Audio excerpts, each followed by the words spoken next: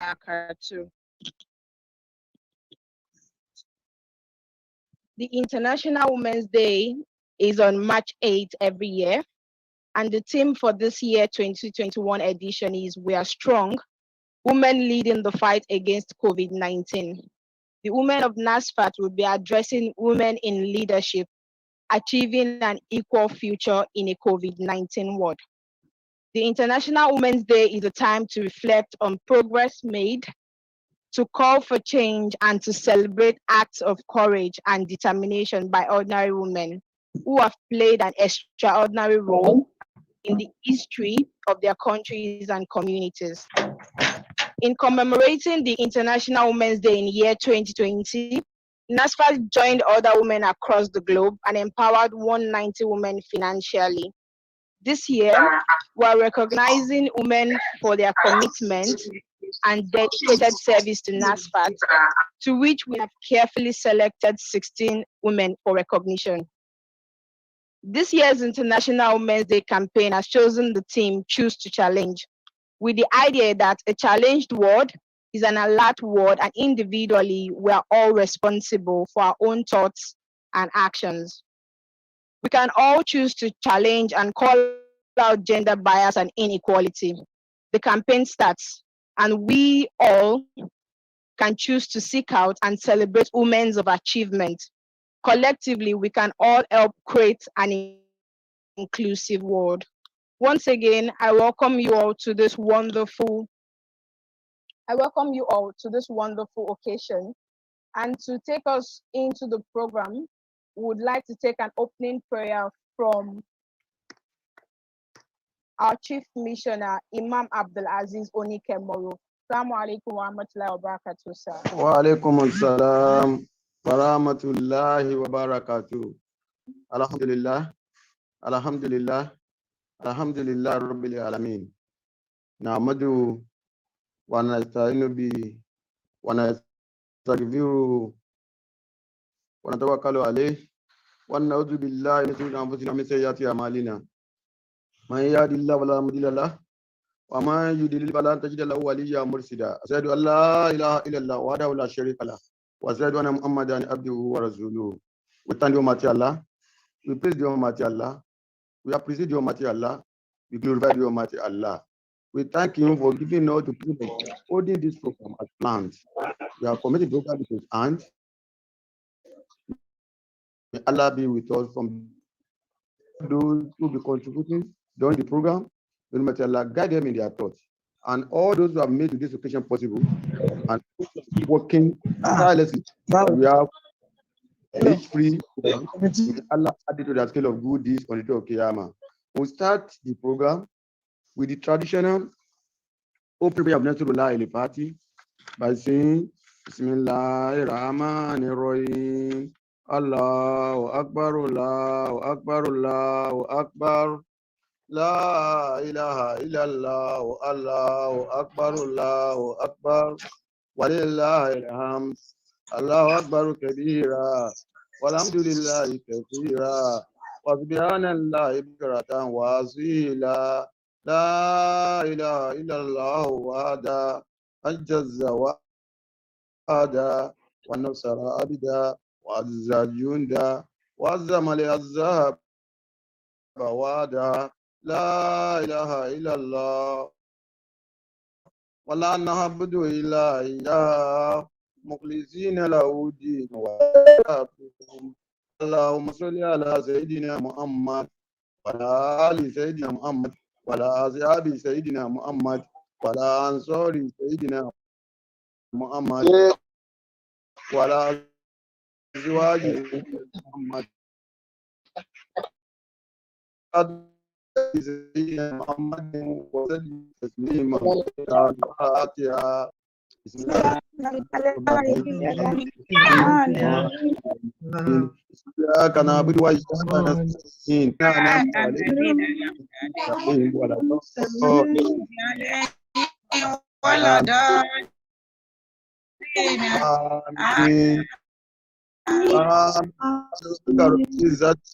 يصفون وسلام على المرسلين السلام عليكم Alhamdulillah, السلام عليكم ولا حول ولا قوة إلا بالله العلي إلا العظيم. بالله. السلام عليكم ورحمة Amin. الله وعليكم السلام ورحمة الله Warahmatullahi wabarakatuh. Amin. Salam wa rahmatullahi wa barakatuh. As many of us just joining, would appreciate if you please mute your mic as you join to prevent interference. And also for every one of us called to take a speech or a particular action, would appreciate if you could please turn on your video. Thank you so much. Once again, I welcome you all to the International Women's Day commemoration by the NASFAT in collaboration with the NASFAT. Next on the program of events is a welcome address from the National Women Affairs Secretary in person of Mrs. Suweiba Bola Kukolati. Assalamu alaikum wa rahmatullahi wa barakatuh. Wa alaikum salam wa rahmatullahi wa barakatuh. Thank you very much, my dear May I request moderator. you turn on your video, ma? Oh, I'm somewhere that I can't do that now. All right, no problem. Please go ahead. Okay, thank you very much for excusing me for this. Protocol duly observed. A'udhu billahi minash shaitanir rajim. Bismillahir rahmanir rahim. Assalamu alaikum wa rahmatullahi wa barakatuh. All praises to Allah. We praise Him, we seek His help and His forgiveness. We seek refuge with Allah from the evils of our souls and the evils of our deeds. One whom Allah guides, none can lead astray. One whom He misguides, none can guide him. We bear witness that there is no God but Allah, and we bear witness that Muhammad, may the peace and blessing of Allah be upon him, is His servant and His messenger. It is my pleasure to welcome you all on behalf of the leadership of the organs and general membership of NASFAT to the virtual program for this International Women's Day. I'm happy to welcome our guest speaker, Mrs. Seginola Adiola, the panelists, Dr. Bola Ajibola and Aja Bilikit Salvage, to this program. Thank you for creating time to be with us this morning. I humbly recognize the presence of the chairman, NASFAT BOT Board of Trustees, and his wife, our mama, and also the NASFAT president, Mr. Ney Yusuf, the chief missioner of NASFAT, Imam Abdul Aziz Onike Moruf, and other NEC members, members of Council of Elders, Zonal Executive Council, Branch Executive Council, and other NASFAT stakeholders. Thank you very much for sharing your time with us this morning. As the world celebrates the International Women's Day, we have to reflect on the position of Islam with regards to this matter. Before Allah, we're equal regardless of our status or sex. Allah says in the Quran, chapter 49, verse 13, people, we have created you all, male and female, and have made you nations and tribes so that you would recognize each other. The most honorable among you in the sight of Allah is the most pious of you. God is all-knowing, all-aware. To this, we must break down the deep-seated historic, cultural, and socio-economic barriers that prevent women from taking their seats at the decision-making table to make sure that resources and power are more equitably distributed. For instance, across the world, women remain concentrated in lowest paid jobs, many in extremely vulnerable forms of employment. Earlier, the world of women was limited to household work. Everyone, including some women, was brought up to believe that the role of women is limited to the task. Due to this belief, women didn't go out to work or thought work about going to work was anything. However, this thought changed after a few decades because women started trying different things. Women began realizing that they, too, can have careers and a future. More and more women began taking up jobs and worked in many sectors of the economy. Now, we have space where women are working and excelling at what they're doing.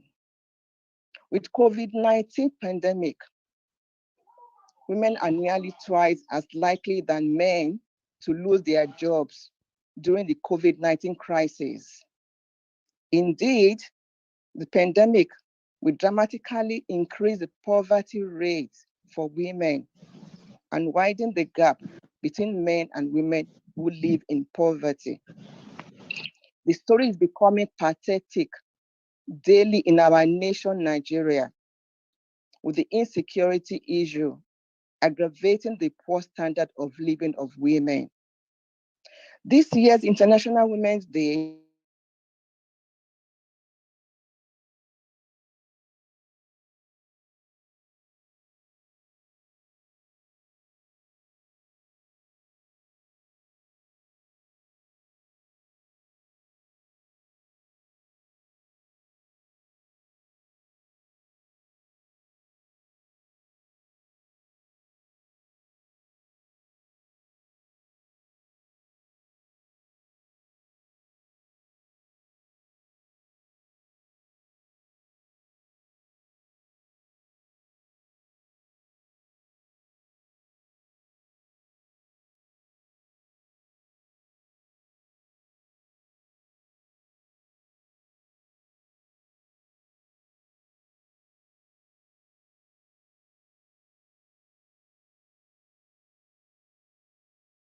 amplify women's voices and promote public institutions, parliaments, the judiciary, the private sectors, and in the religious affairs.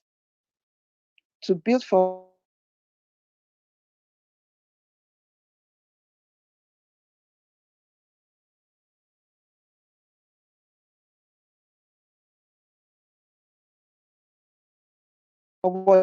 better for women from the COVID-19 back on track. We must do things that means shattering the barriers, gender and glass ceiling of being a woman. This year's International Women's Day is a rally cry for generation equality. As a religious body that we are, I want to firmly say that we need to develop the individual capacity and spiritual status of our women for leadership positions. It is time to finally and fully harness the power of women's leadership to realize a more equal, more inclusive, and more sustainable future for us. To sum it up, one can argue and say that Islam elevated a woman in so many areas. Islam does not allow oppression of women. Islam does not allow women are not men's property as some cultures perceive. And a girl child must have similar treatments and rights and opportunities like a boy child, must be educated and develop spiritually for leadership positions just like the men. We have the capacity and we can do it. Today, the National Women Management Committee is joining others across the globe in recognizing women who have contributed so much to their organizations and communities. To this end, all women of NASFAT across locations of Asalatu are humbly recognized for your commitment and dedicated service. May Allah reward you bountifully for all your sacrifices and hard work. During this program today, some of our women will be given special recognition for their commitment and dedication. Finally, I thank everyone for making time to this online International Women's Day program. I thank all the zonal and branch women affairs secretaries and acknowledge the massive support you have availed the National Women Management Committee for the success of today's program. I thank all women of NASFAT for your roles you play in moving our society to a greater heights. I pray Allah accept our efforts as an act of ibadah. I thank you all for listening, and I pray Allah bless every one of us. Thank you so much. God bless you. Thank you so much, Ma, for the beautiful welcome address. Like she has rightly said, I congratulate all women at this time. It's a great joy to be alive at this time. I will thank Allah subhanahu wa ta'ala for that. And like she mentioned, we have the capability and we need to lean inward and use all that we have in achieving a better future for ourselves and our girl children. Thank you so much, Ma, for that. Next on the agenda is, like she has rightly said, we'll be having a team lecture, which would be taken care by Mrs. Tegilola Adiola. Also a panelist session by Sister Balikiso Savage, joined by Dr. Bola Ajibola. Then we'll be recognizing our mothers and sisters in Islam for their wonderful acts of worship, dedication, and commitment to the growth of their society and Islam in general. Please note that this program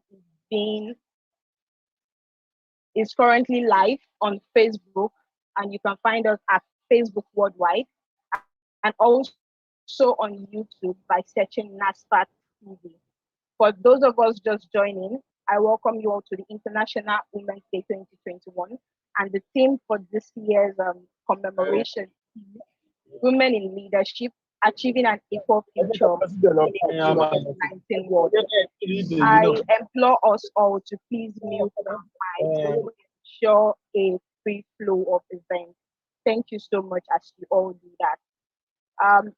Taking us through the team lecture is Mrs. Tegilola Adeola. She's a senior advisor at the Rockefeller Philanthropy Advisors, and she's responsible for projects, grants, and knowledge management for digital finance and economic inclusion projects across Africa. Prior to this, she was a manager at Accenture and focused on providing consulting services to the global development sector. She also works with Schlumberger as a value analytics consultant. Mrs. Tegilola is also a writer and the author of Levi's Daughter and the Preserved Tablet, a reflective book on some of our life experiences, looking at each of them from Quranic perspective, thereby finding peace within. Mrs. Tegilola is a practicing Muslimah who is constantly learning about her deen. She strives to improve her practice while seeking the mercy and guidance of the Lord always. She's married and blessed with children and a cat. Join me in welcoming to our midst Mrs. Tegilola Adeola. Assalamu alaikum wa rahmatullahi wa barakatuh, ma'am. Walaikum salam wa rahmatullahi wa barakatuh. It's such an honor to have you with us. Please take over now. Thank you very much. Rabbi Ishrah li sadri wa yassir li amri wa uqlil uqdatan min lisani yafqahu qawli. I greet the leadership organs of NASFAT, the general members, and you all, Assalamu alaikum wa rahmatullahi wa barakatuh. Before I begin, I would like us all to set our intentions. The Prophet sallallahu alaihi wasallam said, whoever follows the path in the pursuit of knowledge, Allah will make a path to Jannah easy for him. May Allah ease that path to Jannah. May Allah purify my intentions, my thoughts, and my speech. And as I pray for Allah's guidance here today, whatever you benefit from my speaking is from Allah, and whatever mistakes herein are mine. I'm indeed honored to have been invited. To be the guest speaker for today's event in commemoration of International Women's Day 2021 with NASFAT. Honored in many ways because I do not see myself as a scholar worthy enough to address this group, and more honored because I've been given the opportunity to share and rub minds with you today remotely. I've been tasked to speak about achieving an equal future in a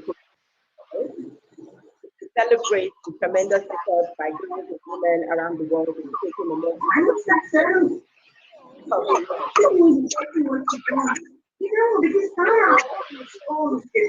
So sorry, ma. Could we all please mute our mic? Thank you very much.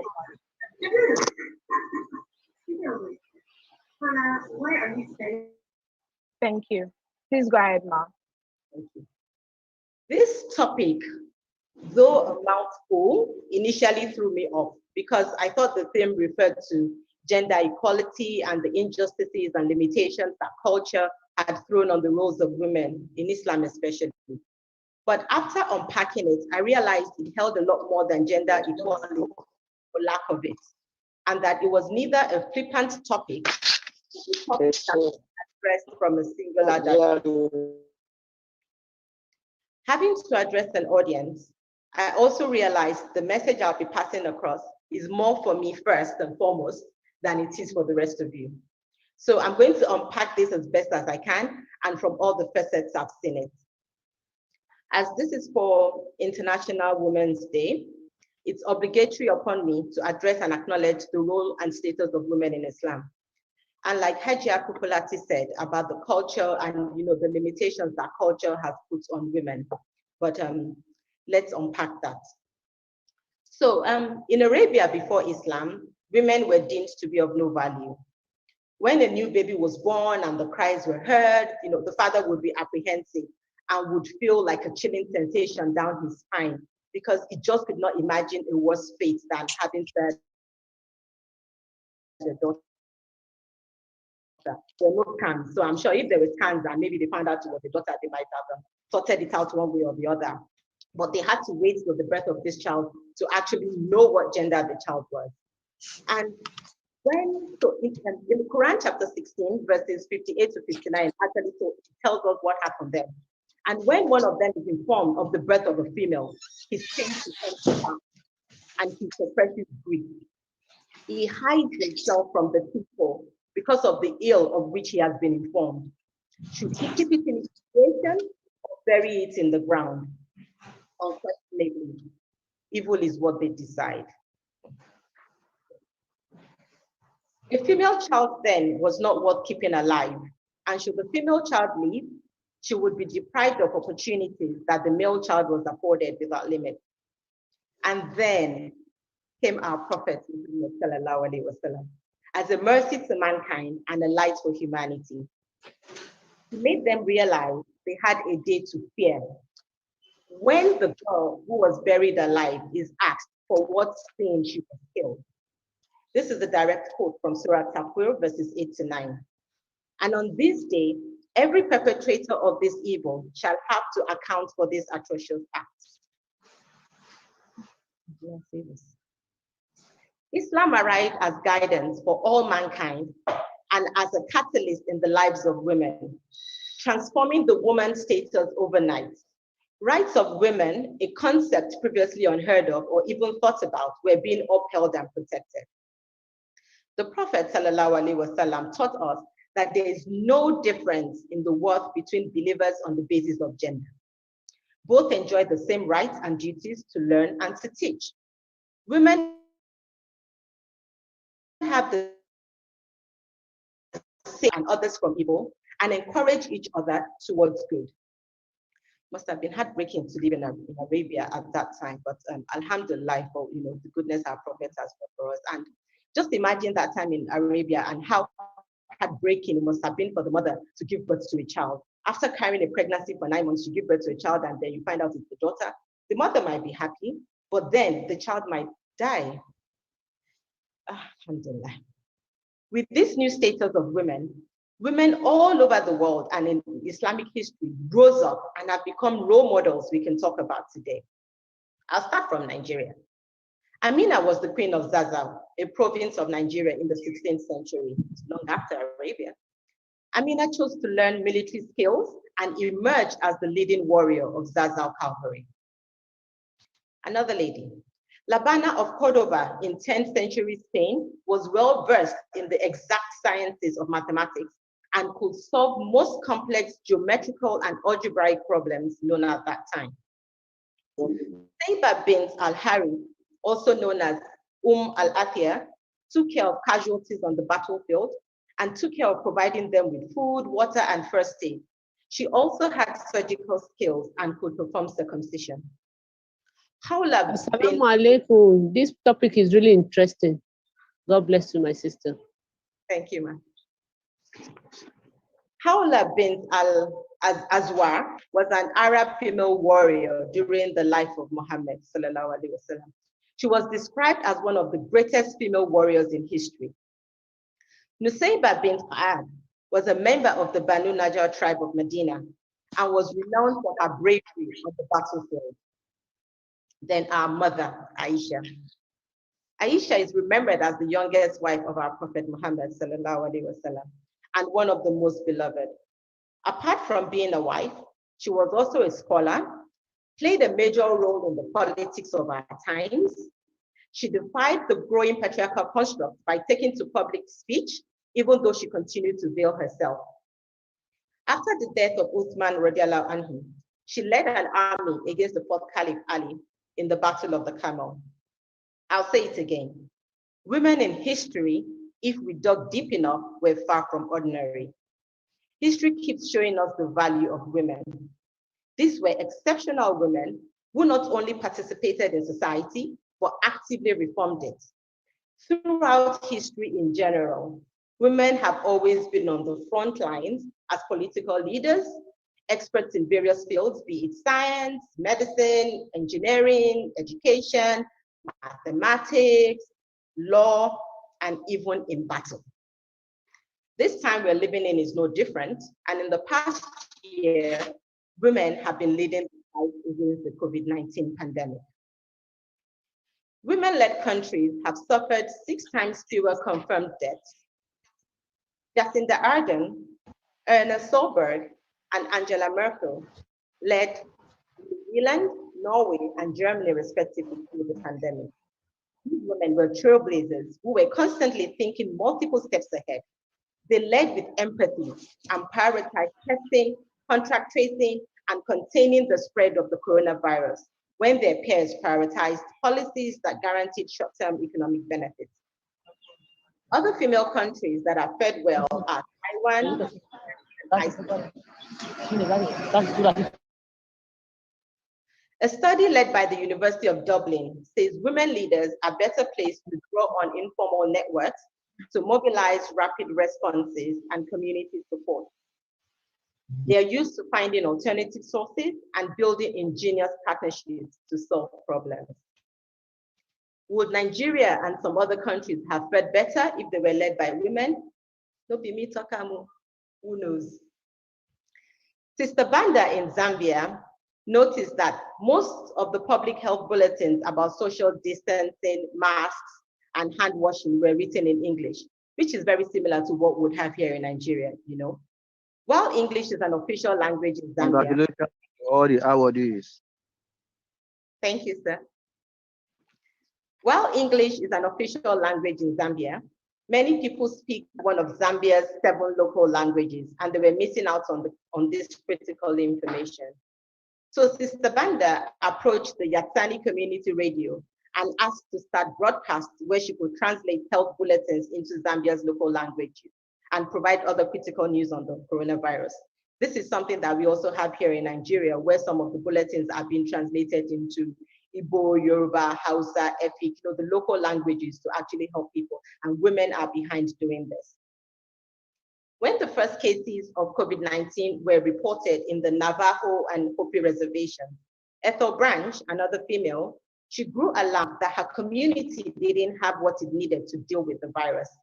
The Navajo and Hopi reservation had many elderly people living without electricity and water who would need support, just like we have here in some of our communities. Ethel, a former Attorney General for the Navajo Nation, resigned from her job at a law firm, created a GoFundMe page, and built an organization to help bring relief to the elderly, single parents, and struggling families.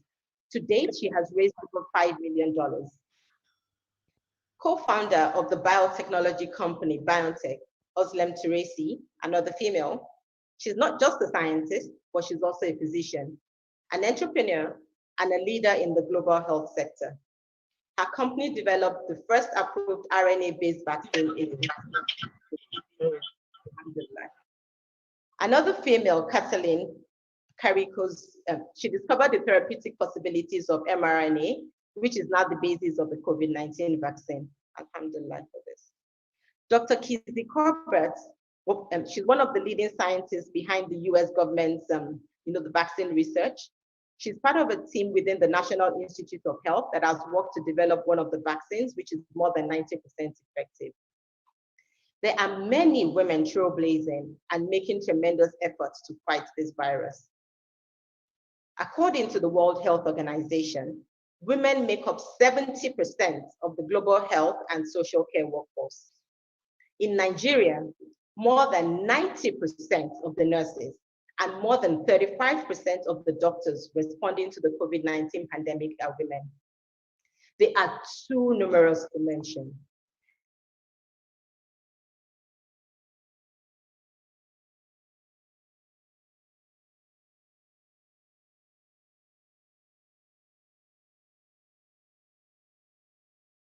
To all protesters to prevent the further spread of the virus. They had to protest. That didn't mean they did not have to wear masks. This puts women at the heart of the COVID-19 response, even though they are often underrepresented in decision-making and corporate leadership. The pandemic has shown the resilience of women and their ability to effectively lead response and recovery efforts on COVID-19. It has a spotlight on the importance of women in leadership and their ability to keep control of a crisis. Now, I would like to recognize the non-medical caregivers who are 100% at the forefront of this crisis, day and night. She is the woman you see every day. She is the unnamed, unthanked, and unsung hero of this pandemic, who has been working tirelessly and holding it down at work, at business, and at home.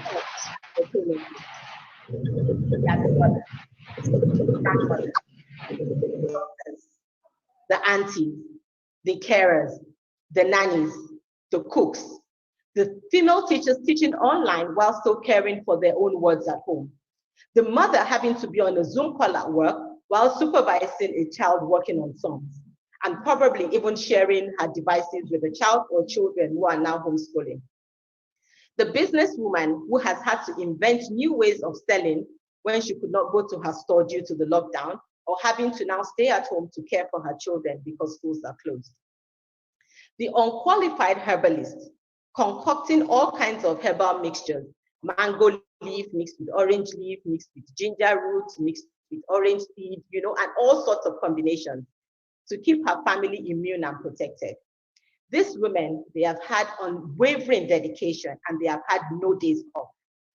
The closest woman next to you and you is the greatest inspiration during this pandemic, and we all celebrate and acknowledge her. That said, having female leaders or female representation or adequate female representation in leadership positions or on boards in times of crisis is simply the accelerator to managing crisis. To achieve a more equal future in the COVID-19 world requires us of both genders to work in partnership and not from opposite ends of the divide. But then, what do we mean by an equal future? As a trained engineer, I asked myself this over and over again, weighing all the areas the equation could be balanced from. My formulas were just not tying together. But one thing I was certain about was, an equal future was not about men being equal to women. Neither was equality about having the same number of representation on boards. I concluded that equality went beyond the gender divide. Equality is not always about treating everyone the same or giving everyone exactly the same thing. It is about treating people in such a way that the outcome for each person can be the same. This means putting things in place to support people to achieve similar outcomes. For instance, for someone who is on a wheelchair, it may be to install ramps and lifts in the building rather than having to go alone. For someone who is hearing impaired at an event, it may be by providing a sign language interpreter so that they know the answer. Achieving an equal future in the COVID-19 world is also about every citizen having access to basic protective and sanitary conveniences, access to medical tests, treatments, and vaccines. With the discovery of vaccines, alhamdulillah, and everyone doing their bit to follow the safety and hygiene protocols, we will, inshallah, see the end of this pandemic. I pray that when the vaccines are finally available, every single resident will be granted access, regardless of gender, tribe, social network, ethnicity, bank balance, or how remote or hard their location is. We know how to get into some of these villages, how it's difficult to get there. You go by boat, you go by plane, you go by road, you would have to walk. But I do pray and hope that there's vaccine equity and the people in these regions do get the vaccines as well. Looking beyond the immediate future post-COVID, what does the future hold? How do we achieve a future?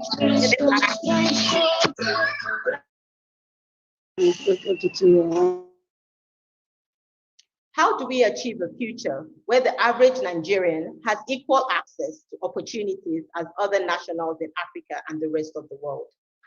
How do we see Nigeria long-term in the context of a global world? Do we as a nation want to continue achieving the highest percentage of those living below the poverty line? Data says almost half the Nigerian population live below the poverty line. That means 1 in every 2 people is poor. That number is probably higher now from when the data was taken, and every day, more and more people are falling below the poverty line. Since the start of this pandemic, more people have lost their sources of livelihood. More children are out of school. Inflation is in its double digits and rising. During the lockdown, petty traders and street hawkers who make daily income have lost their source of income. Most of them have no savings to fall back on. But still, families have to be fed. If we do not begin to figure out a way to produce enough food that can feed Nigeria and Africa, that more equal future we want, we will continue to be at the mercy of other nations. What future is there for anyone without food? E-learning and its unequal opportunities. Who's left behind? Some children have access to online learning, some don't. This personally pains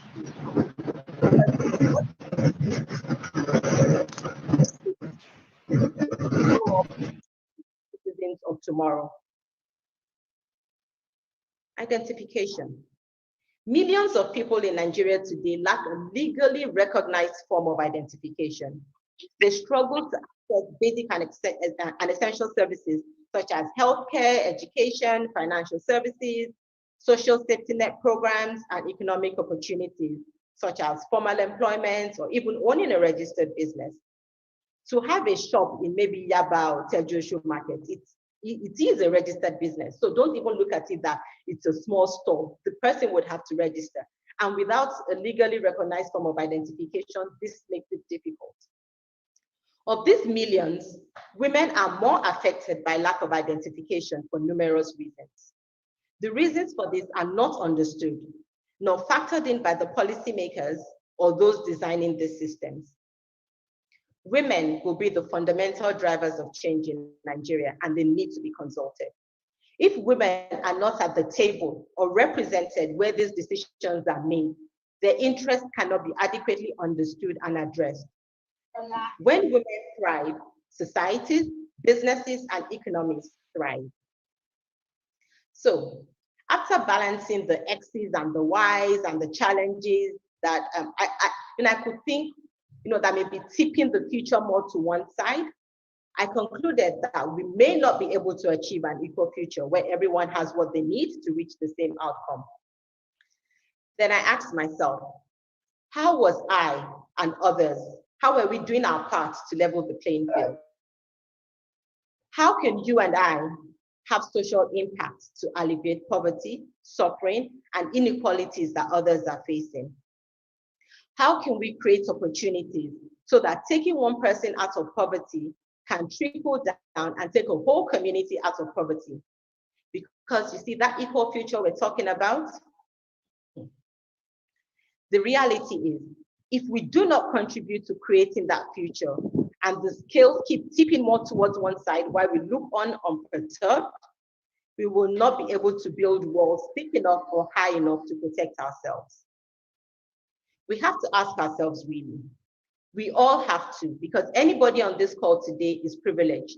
In fact, above privileged. Listening is a privilege in itself. And having privilege means you also have agency. You have the power to create a more equal future. Ramadan is around the corner. So is the period we usually pay our zakat. How many of us observe this duty of zakat? How intentional are we with our giving? Are we just giving to tick the box of fulfilling zakat? Or are we giving with intentionality and effectiveness? I work with an organization whose core foundation is giving in charity, but not just giving for giving's sake, but in ensuring that the money given is intentional and effectively utilized to achieve a desired outcome. Basically, conscious giving to maximize outcome. As Muslims, it is part of our duty to make the world a better place and a more equal place for all. This is something we can achieve or work greatly towards through our zakat. 2.5%. Where 2.5% of one's total savings and wealth above the minimum amount. I won't go into the technicalities of zakat here today, but it's just 2.5%. Even though obtaining bank interest is totally haram in Islam, and we all know that, I'm sure some Muslims still do obtain interest and are very aware of the bank interest. And please, spend as much energy calculating your zakat and paying it forward as you spend in checking your rollover dates and your interest rates. Ihsan, it means doing good things in the most perfect manner, is one of the things praised and recommended in Islam. Allah loves excellence. This concept is not for acts of worship only. Ihsan applies to work, study, relationships, and all aspects of life, and applies to both men and women. So men and women in Islam should not be mediocre in any way and should strive to deliver nothing less than excellence in everything, even in calculating and paying our zakah. There are charity organizations that work on poverty alleviation and empowerment, where they take one woman who God knows has how many children, and teach her the skill of sewing. And on completion of her training, she gets given a sewing machine. So she starts her business this way, and then she starts to feed her family, and then she's out of poverty. You know, take one woman out of poverty, and not only are you helping one woman, you are helping a whole family, a whole community, and it trickles down. Or you take another woman, train her to cook and cater. She may even open a small restaurant, even if it's 2 or 3 tables, you know, and employ others. As Muslims, we have a duty to give, and not only to give, but to support, mentor, and actively and intentionally take our fellow human beings out of poverty. Move closer, let me tell you a story. So there was a girl called Rahma. Rahma was a hairdresser's assistant, and she had worked with her madam for years. Very wonderful assistant. After some time, her madam was getting married and she had to give up the shop and relocate to be with her husband in another state. So of course, the shop was going to close. Rahma was going to be without a job. Now, a long-time customer who had seen how loyal Rahma was suggested to Rahma's madam to transfer the shop lease over to Rahma. But Rahma, though willing to take the shop, could not even afford it. Neither could the madam afford to give it for free. So this customer spoke to someone else who had some zakat to give. Then all Rahma needed was 50,000 naira. 50,000 naira. A lot of money to Rahma, but was not a lot of money to the giver. She had zakat to pay anyway, and we all know that zakat money is not ours. It's not ours, even if it's in our care. So she gave this money to Rahma, no strings attached, but with the intention of barakah and fulfilling our obligations as a Muslim. Rahma took out the shop and managed to buy.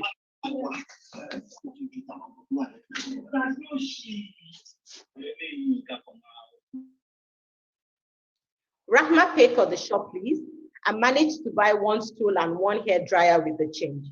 Within years, Rahma had expanded the shop and she had grown the business with this seed money. And even herself, she became an employer. Just look at that. Something so little to the giver has socially empowered someone else to be self-sufficient. This 50 naira could have been split up into 100 places, giving people 500 naira each, but then 500 naira would feed someone. Alhamdulillah. But there's an old saying that says, give a man a fish and you feed him for a day. Teach a man to fish and you fed him for a lifetime. Now, I'm not saying that splitting money up and giving it in bits in charity is not good, but sometimes as a lump sum may actually benefit the receiver more. May Allah grant us the barakah of giving either way. Apart from the fact that paying zakah is mandatory on every Muslim, why do we have to give zakah? What's the benefit? What's the reason? It purifies our wealth, as Allah says in the Quran. It keeps us away from sin and saves the giver from the moral ill arising from the love and greed of wealth. Through zakah, the poor are cared for. These could include widows, orphans, the disabled, the needy, and the destitute. We do not have to limit it to zakah alone. There's also sadaqah. Let me tell you an experience I've had in the past.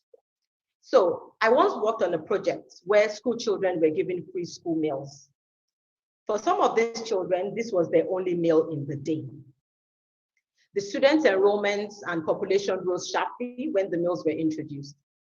We thought this was great, as many children would stay off the street and come to school to learn. But after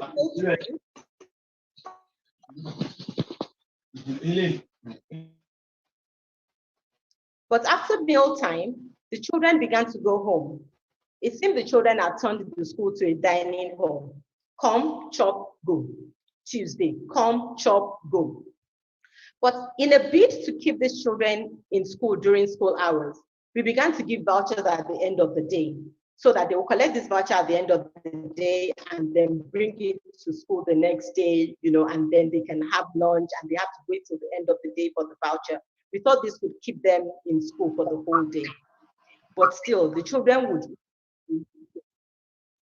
some would still come back at the end of the day to collect the vouchers. At this point, we were at a loss as to why they would leave school and then come back, because the distances some of them had to walk was not a short distance at all. It was a long distance for them to walk home and then come back to school. But because the children were all under 18, we did not have direct access to question them. So we implored the teachers, to ask why the students That's not happening. Yeah. But we implored the teachers to ask why the students would leave, and now why they wouldn't stay for the extra 2 hours until the end of the school day to go home. We needed to understand what needed to be done, what else we could do to keep these children in school learning. Guess what? It turned out that the school had no source of clean water. So after lunch, these children got thirsty and went home to drink water. Even the water at home was rationed. No, they could not afford water bottles because some of them barely had shoes. An estimated 63 million Nigerians do not have access to improved source of drinking water, especially in rural areas. Water is life, though. They say water has no enemy. Wait until you have to drink it. In fact, let's not wait till we have to drink it. Let's just pray that we're never in that position and that those in that position get a chance for a more equal future to not fall sick and die from the lack of ordinary water. Can some of our zakah go towards this?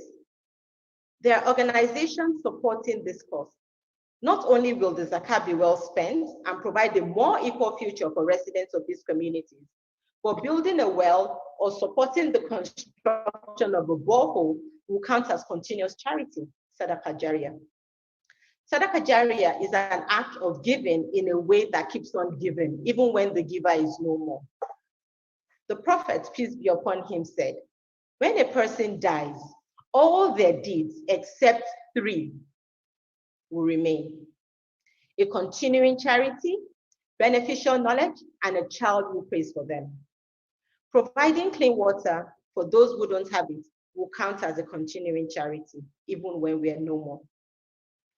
In Quran chapter 57, that's Surah Al-Hadid, in verse 18, it says, surely the men who practice charity and the women who practice charity and have advanced a good loan to Allah subhanahu wa ta'ala, for them it will be multiplied and for them is a noble reward. I speak from a place of hope. Achieving a more equal future is not as daunting as it may appear, nor is it as fundamental as he for she or she for he, but as a collective effort by him and her, you and I. We see the things going on around us, we see the things going on around us, improving the future for the next person.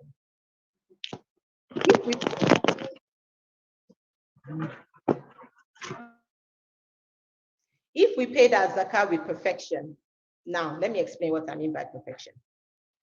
If we were more conscious about our obligation and not rushing at the last minute to dispose of it, and if we are consciously making plans about acts and causes we would like to contribute to, or areas we would wish to improve in other people's lives, coupled with the right niyyah, with the right intentions, we would move closer to achieving a more equal future generations beyond COVID-19, inshallah.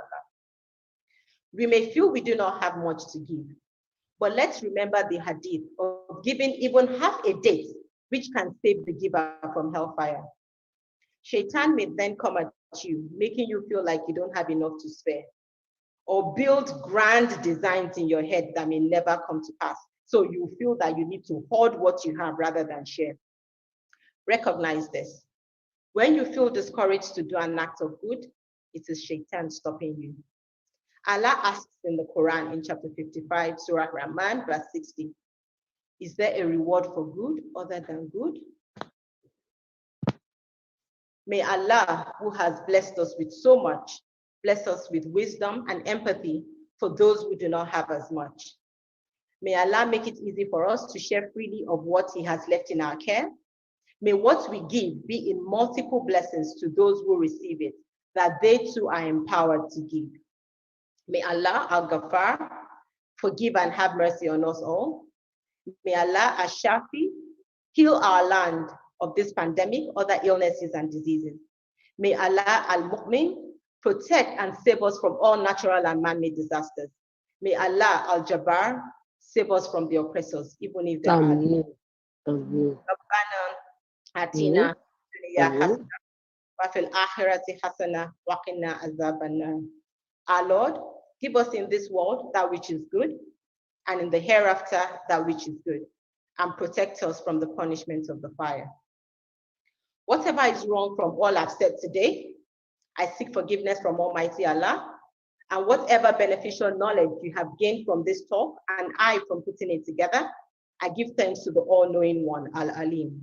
I'm indeed grateful for the opportunity you've given me today to share my thoughts with you, and I bid you all Assalamu alaikum wa rahmatullahi wa barakatuh. Wa alaikum salam wa rahmatullahi wa barakatuh. Thank you so much for a wonderful lecture. May Allah continue to preserve you for the day. It was a wonderful one. I'm sure you saw me following all through because I could relate to so many things you mentioned during the course of the lecture, and particularly what was resonating with me during the course of the lecture is for us to want and desire a change, it has to start with us.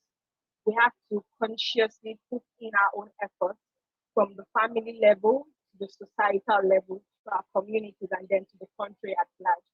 Alhamdulillah for that. Like I am really thrilled with the lecture, and I believe for many of us that had listened attentively, we had picked one or two things. And one other thing that I picked up from your lecture was the fact that we shouldn't wait until we have so much to give. We can give from what we have, from where we have, and to the people we have around us. And I believe so many of us are doing that right now. And like you also said, we need to be intentional. It's very vital. Yes. We need to make sure that we're not giving just for giving sake. We have a goal we want to meet, and also having it in a coordinated manner, like not just yes, it's wonderful to want to give a, let me take a sum of 2,000 naira every month, but however it's also a thing we should make effort an effort towards, like ensuring that we find a particular problem, determine how much it is to solve the problem, work towards it, because it will be more of impact to the person you are addressing. Thank you so much for that. At the comment box, we have so much comments appreciating the lecture. Indeed, it was a wonderful one. I'll take the first question. And one other thing, I need to apologize for the frequent interference during the course of the lecture. We are so sorry about that. The first question we have here is talking about when you talked about the policy. I totally agree with you. If we are not on the desk where these policies are being made, um, our concerns would not be addressed. So, what are the tips you would give for young females like myself and our mothers in the house on how to be at this table, the policy making table? What can we do? How do we get there? I would say speak up. I would say speak up, because there's some of these challenges that maybe the people at the table, if they're of the opposite gender, do not understand that women are facing. Like, for instance, they could say, oh, why don't some women have identification, or why don't they get, or why don't they apply for passports, or why don't they do certain things? But then it could be that to apply for an international passport, you have to open your hair or you have to open your face. And some of these women don't do that. Do you understand? The men don't understand these things. In healthcare sector as well, if there's something maybe pertaining to women's health, the men might not even understand to consider it. So the best thing is to speak up. When you see these challenges, even if it's something that you feel you cannot address yourself, list it out. Find someone who can, because they might even be blind to it as well, but find someone who can and bring it up to them. But keeping quiet and moaning about it that, oh, things are not working or they're not listening to us, we have to be conscious. We have to actually step up and make our efforts to pass these messages across. Either find someone who can pass the message across, or send an email. Do you understand? I know we don't hold our local government representatives to task. We don't communicate with them. A lot of us don't even know who they are. But it's high time we begin to speak up. We just shouldn't be recognizing them when it's time for elections or when it's time, for voting. If they are there sitting up in Abuja and not actually in their constituencies, they might not know what is going on. So the time has come for us, men, women, to actually speak up. Do you understand? Abuja is a bubble. Let's face it, Abuja is a bubble. You need to go into the villages. You need to go into the states. You need to go in depth to actually understand the pain that people are feeling. And if these people do not see it, because when they come for elections, or to campaign, people are blocking them and they're barricaded, or everything has makeup on it. A burnt cake is a burnt cake. It still tastes disgusting, no matter how much icing you put on it. So we have to hold our chairmen, our senators, our governors. We have to speak up and communicate with them. Now it's even easier to reach them than it was before. There's social media. And a lot of us are doing things on social media. Send them a message on social media. Tag them, showing them what is going on. Take photos and send it to them. So that if they don't see these things, or if they don't, do you understand? Or if they don't have direct access to it, they would at least see it one way or the other. And don't even just send it through one channel because the handlers might block it. Send it through every channel. This is the Sorosoke generation. We cannot keep quiet. Thank you so much, Ma. The Sorosoke generation, you're all ever. So I agree with you on that. We need to speak up. And learning from the words of Molly, we do not need to fight violence by being violent. So Exactly. we need to find the appropriate way of doing things. And like you rightly said during the course of the lecture, Allah loves excellence. And we need to ensure that we do things in the most appropriate manner. Yeah. Whatever is worth doing is worth doing well. As we strive for a better future, we should also ensure that for me, I feel one of the challenges we have from the women code is many of us are not even equipped enough to move for this change we desire. So I'm taking this opportunity to encourage us all to upgrade ourselves. Whatever skill you know you need as your particular designation right now, please improve yourself. So when it's time for promotion, when it's time to leadership role which we desire, we won't be dropped because we're not certified. So like one of my lecturers will say, get all the certifications as important. Time will come when it will be useful. Yes. No knowledge is a waste. So I employ us all and Zakat, let us ensure that Much man. we give to the community. It is very, very important. When we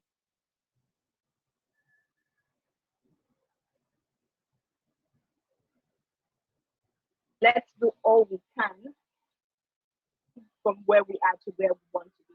Thank you so much again, Ma, for your time. It is such a great honor that I've even written this section. We want to appreciate you and we want to pray Allah continue to bless your own, to bless all that you do, and to continue to preserve you for the day. Thank you so much for your time today. And I pray that for all you have talked to us about today, may it be beneficial for everyone.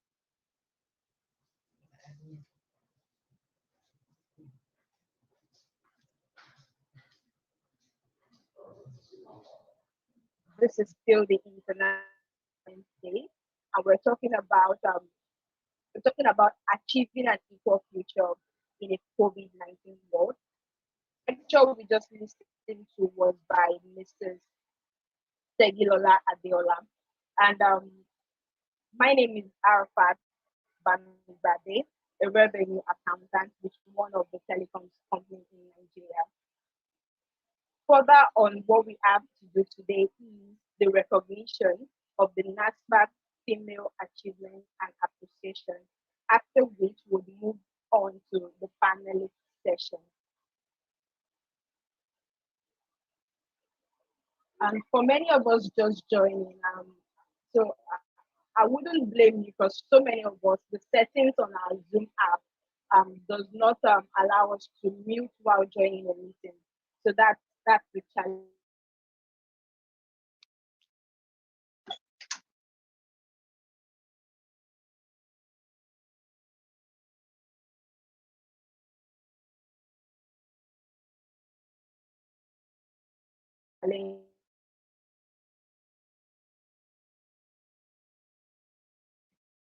Please, for our last sake, it will do us so much honor if we do not interfere with the speakers. Thank you so much. Also, please know that you can use the chat box. Thank you so much. So moving on to, thank you. Moving on to the next item on the program is the recognition of NASFAT female members' achievement and appreciation. So I'll be taking, like the National Women Affairs Secretary mentioned, we'll be appreciating 16 dedicated and committed NASFAT members today. I want you all to understand that this was a whole lot of work for the members of the committee. And we have carefully selected 16 women for recognition. In no particular order, the first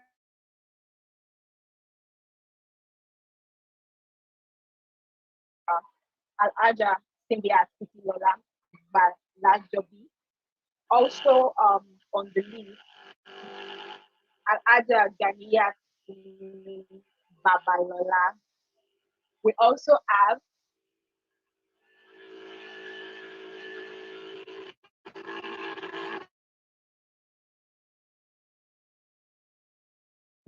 the last but not the least for this particular set of recognized persons is Boyuke Abdul Razak. Permit me to call on Al-Aja Simbiat Kitilola Agbalajobi.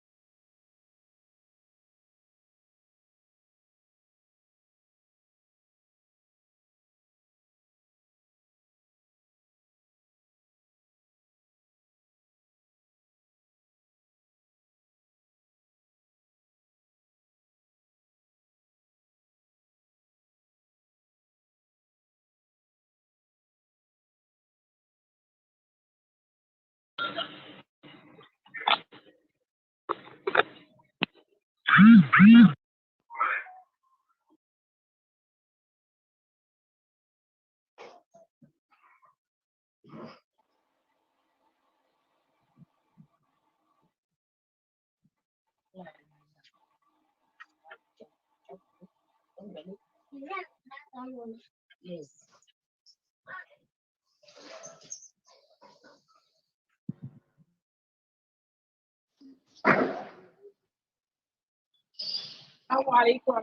This is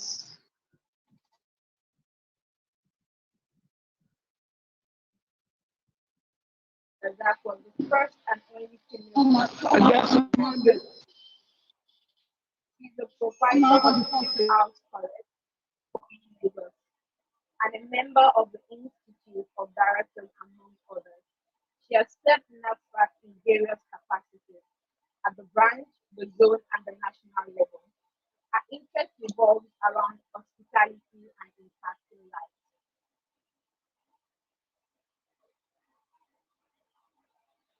Also, we have Dr. Rukaya Ajibala Bakare. She joined NASFAT in 1996 as one of the founding mothers of Welfare Committee and also Women Management Committee. She obtained higher school certificate from Ogun State Polytechnic in 1985, where she had distinction in science and proceeded to the University of Ibadan, where she graduated with MBBS in 1960. Dr. Rufaya joined Lagos State Civil Service their Health Management Board in January 2000 as a medical officer. Her quest for further knowledge led her to embark on the postgraduate program in the year 2007. And by 2015, she became a consultant pathologist, anatomic pathology. She's presently the only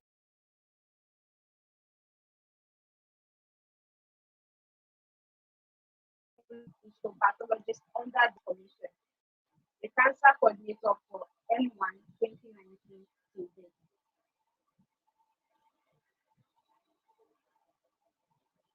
We have Alhaja Mulika Ikelomo Ogumola. She's a philanthropist and one of the founding members of the National Security Committee. also contributed in training and maintaining discipline of the personnel. She has actively participated in all women management. She is the president of Lagos State. She is the president of Lagos State Women in Cooperative and board member of Lagos State Cooperative Federation, and has used her position to coordinate trainings to women and youth in the area of fish farming and processing, kunu and zobo production, liquid soap, tie and dye, bead making, event and decorations, catering, tomato paste production, art and bag making, caps sewing, vegetable and fruit planting. She is currently a member of the Empowerment Committee. She has contributed a quota by training and eradicating poverty. She is happily married to Alhaji Sharafuddin Olaitan Ogunlola and blessed with 4 men doing very well in their various choosing fields. So I'll be calling on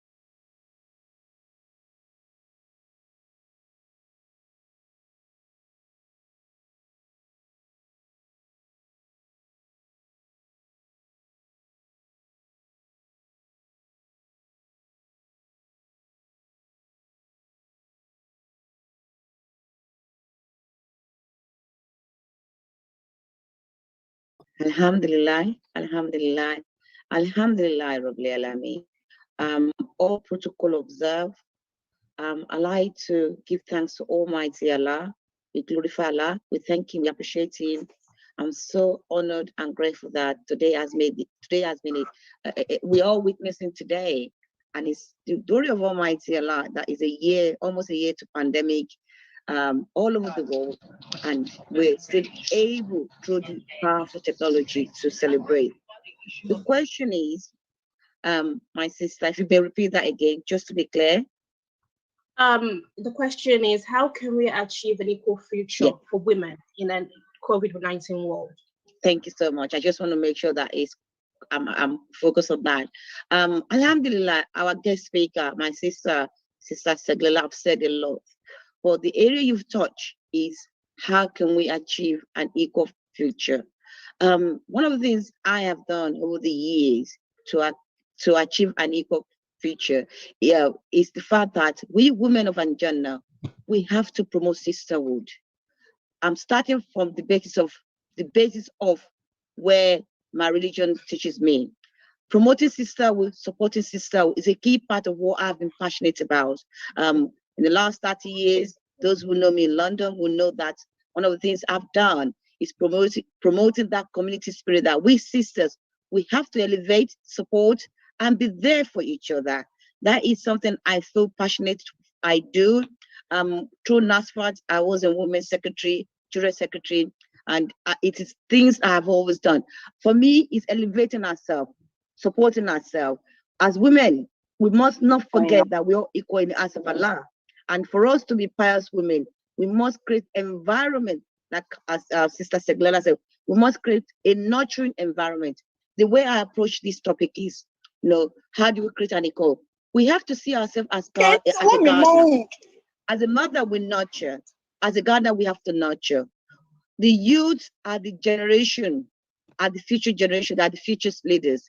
And it's said over and over again, in Nigeria, all over the world, there are more women today, and we have more youth who are intelligent, knowledgeable. And what we have to do, we mothers of today, we aunties of today, through what we're doing, I really appreciate our National Women's Affairs Secretary, the Management Committee, for putting up this program. Because what we need to continue to this program like this, to nurture, to grow women. One area I like to talk upon is the fact that through the work we do to achieve an equal positive world, it's exactly what our sister have said. Our sakat, our physical moral support, our physical, moral, and financial support. But key thing, fundamental for me is the answers are not equal. The answers are not equal. But if you don't have money, you have physical and you have moral. And I think we women will forget that. And I've always focused on that. Sometimes I don't have the money to support. Do I have the time to support? Can you mentor a girl's child? Can you mentor a woman? Can you be there? Can you be that listening here so that you can listen to people?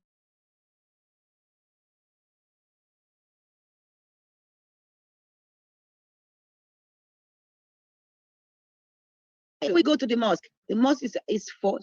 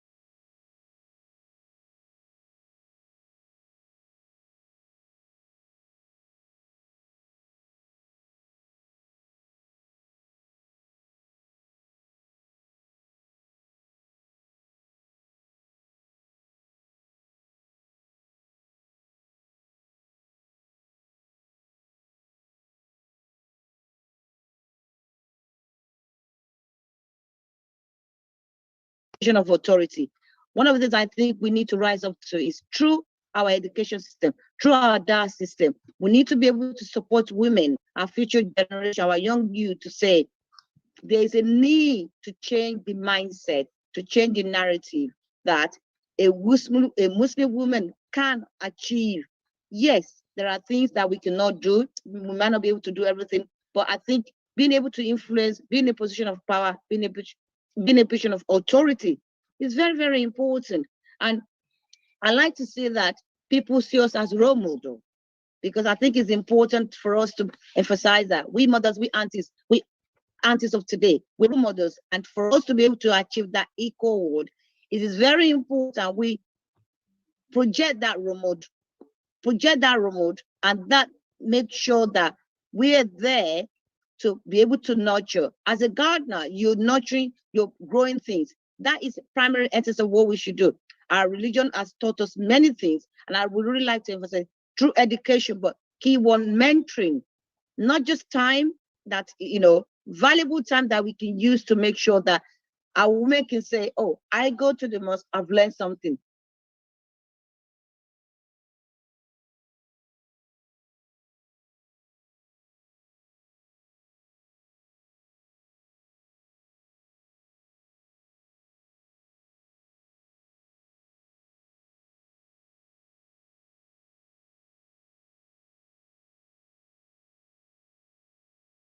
Be appreciative, let's be nurturing, and let's be supportive through every field that we have.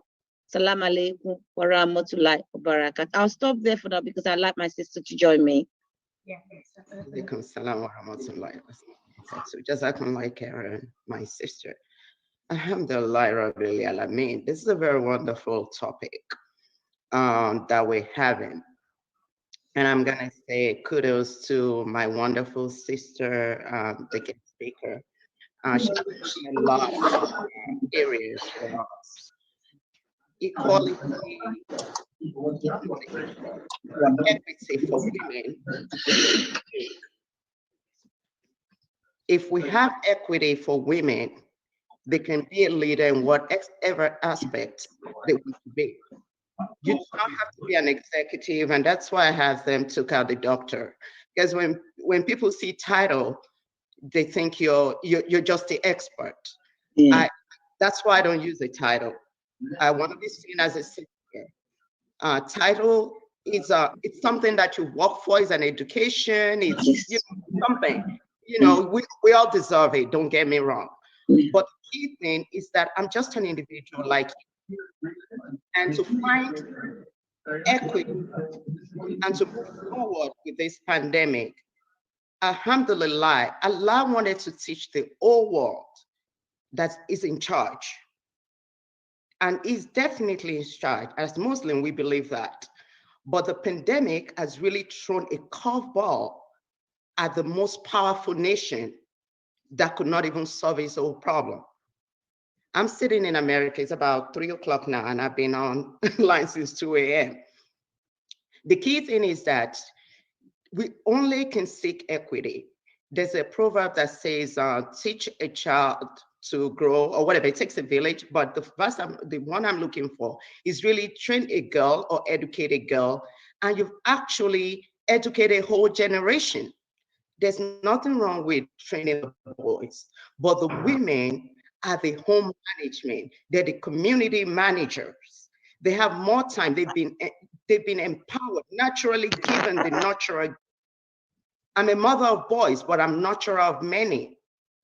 So looking at a way forward and how we can empower our women, I'm not going to take it from our own level of professionals. All of us here have, like the guest speaker said, we're privileged. I don't have to worry about lights. I don't have to worry about water. I don't have to worry about healthcare. But those women that don't even have the opportunity to be listening to us, how do we take this message outside of the 154 people that are present here to millions of people in Nigeria? And that's where I come in. I partner with a lot of community agency in Nigeria. I mean, it doesn't have to be money. What I'm giving you, I'm not paying you to do this, but I'm giving my time. I'm giving my expertise. The local woman, one thing in Nigeria that we need to retrain our mind, and a way to move forward with COVID is a mentality to grow our service to humanity. Humanity comes first. Islam teaches us more than anything that we should be of service. That is what our prophet taught us. That's what Khadijah taught us. That's what Aisha did, is to be of service to humanity. In Nigeria, the mindset is, what can I get from this? And I've run a few programs. We still have one in Nigeria. I've run a few programs that even when we bring it in, it's like, what's in it for us? Hello? we don't even have the money. I mean, we try to build resources and the lack of trust to bring it home. So if COVID and to empower women, they have to know that they're built as natural nurturer. That's the service of women. We are nurturer to many. And as long as we focus on that nurturing aspect, those women or those that are less privileged, even those that come to our salat, some people come to our salat thinking that prayer is the answer. Don't get me wrong, prayer works, but empowering those women, really knowing what is wrong with someone when they're not themselves, really teaching them to be self-sufficient. Don't give me 500 naira or 1,000 naira for transportation. I want to be able to give and contribute. Give me something that will empower me, that will be a way for me to put roof over my head, food on the table for my children, water for my community. And that is where I will challenge us, like our guest speaker said, we have to be Sorosoke generation. I am not Sorosoke generation, I'm the keep your mouth shut generation. But I've been blessed to be in a community where my voice really empowers, where my voice is really actively needed, where I'm able to speak. And it takes, the problem of moving forward with COVID starts with each and every family. If you have a daughter, if you have a sister, if you have an aunt, really reach out to them. Really reach out to them, because there's so much you can gain. I have gained so much from those before me. Using Khadija and Aisha, they're wonderful, but what about your grandmother? If you're blessed to have a great grandmother? What are the impact? What about your aunties? What about your next door neighbor? What about those sisters you meet in Asala? Those are things that you can see. Human being tends to work better with things they can visualize, with things they can feel and touch. It is good to recite the Quran. It is good to know the past history, but what about my current? My past history is not indicative of what's going on right now. And I want to be able to feel and touch what's going on right now. How do I get medical care? How do I get people, even in United States or in the Western world, and I will use United States for instance, and that is very similar to what we go on in Nigeria. When people first get the sign of COVID, if they don't have health insurance, if they can't afford the health services, they're not going to go. So guess what? That put the entire community at a higher risk. This is where we need to come in as faith-based organization. I challenge NASFAT to have a hospital. It's good. We're training all these children at the university. Where is the hospital? Where are they going to work? That is how to move us forward. Who is going to, there's unemployment rate in Nigeria is out of the woods. So if we're going to move forward, and women like me, women like Sister Belikis, women like Sister Zainab, in Nigeria, it might not be an impact. In the Western world where I'm at, when I do this, I'm limited to what I can do. People talk to me and they're like, oh, that's fine, we want to see you. Or I show up, he's like, oh, I'm like, I knew why they raised their eyebrow. But definitely it is not what, my job, it is what is here. It is what I say, it is my heart. That really matters. So as Muslim women, we don't have to even compromise our presence, our physical appearance to get to that higher level of leadership. So you need to do what you need to do with your intention, the right intention to really be out there as service. to really provide service and really educate those that really need it, that impacts, you know, I feel for Nigeria a lot, because I like the guest speaker said, I've seen video and we've had to like take care of people that you have to get on the boat. And I'll be like, is that in Nigeria? It's not even in Nigeria. Is that in Lagos? I grew up in Lagos and I'm like, where is that place? So, you know, where people are to be canoed to their house, and when it rains, they can't. And we're talking about COVID or equality, the way forward, we're way behind. We're really way behind. And this is what I challenge, not only in Nigeria, a faith-based organization, a Muslim community especially, because there's a higher poverty level with Muslim women than any other faith. And so for that woman to really move forward, I am really challenging NASFAT as a leader, not necessarily that they're the only one, so anybody that's not a NASFAT member, please don't get offended, is that we need to be pace, we need to be pace setter. And that is what COVID and an equality, a future for women and young women especially, and the older women as well, they both fall into this. That is where, and that is how we can have equity, which turns to equality and a way forward. You've answered that so well, and I absolutely agree with you in terms of like being a Muslim in a Western country. We have to work twice as hard to get what we want, or else we won't be pushed forward.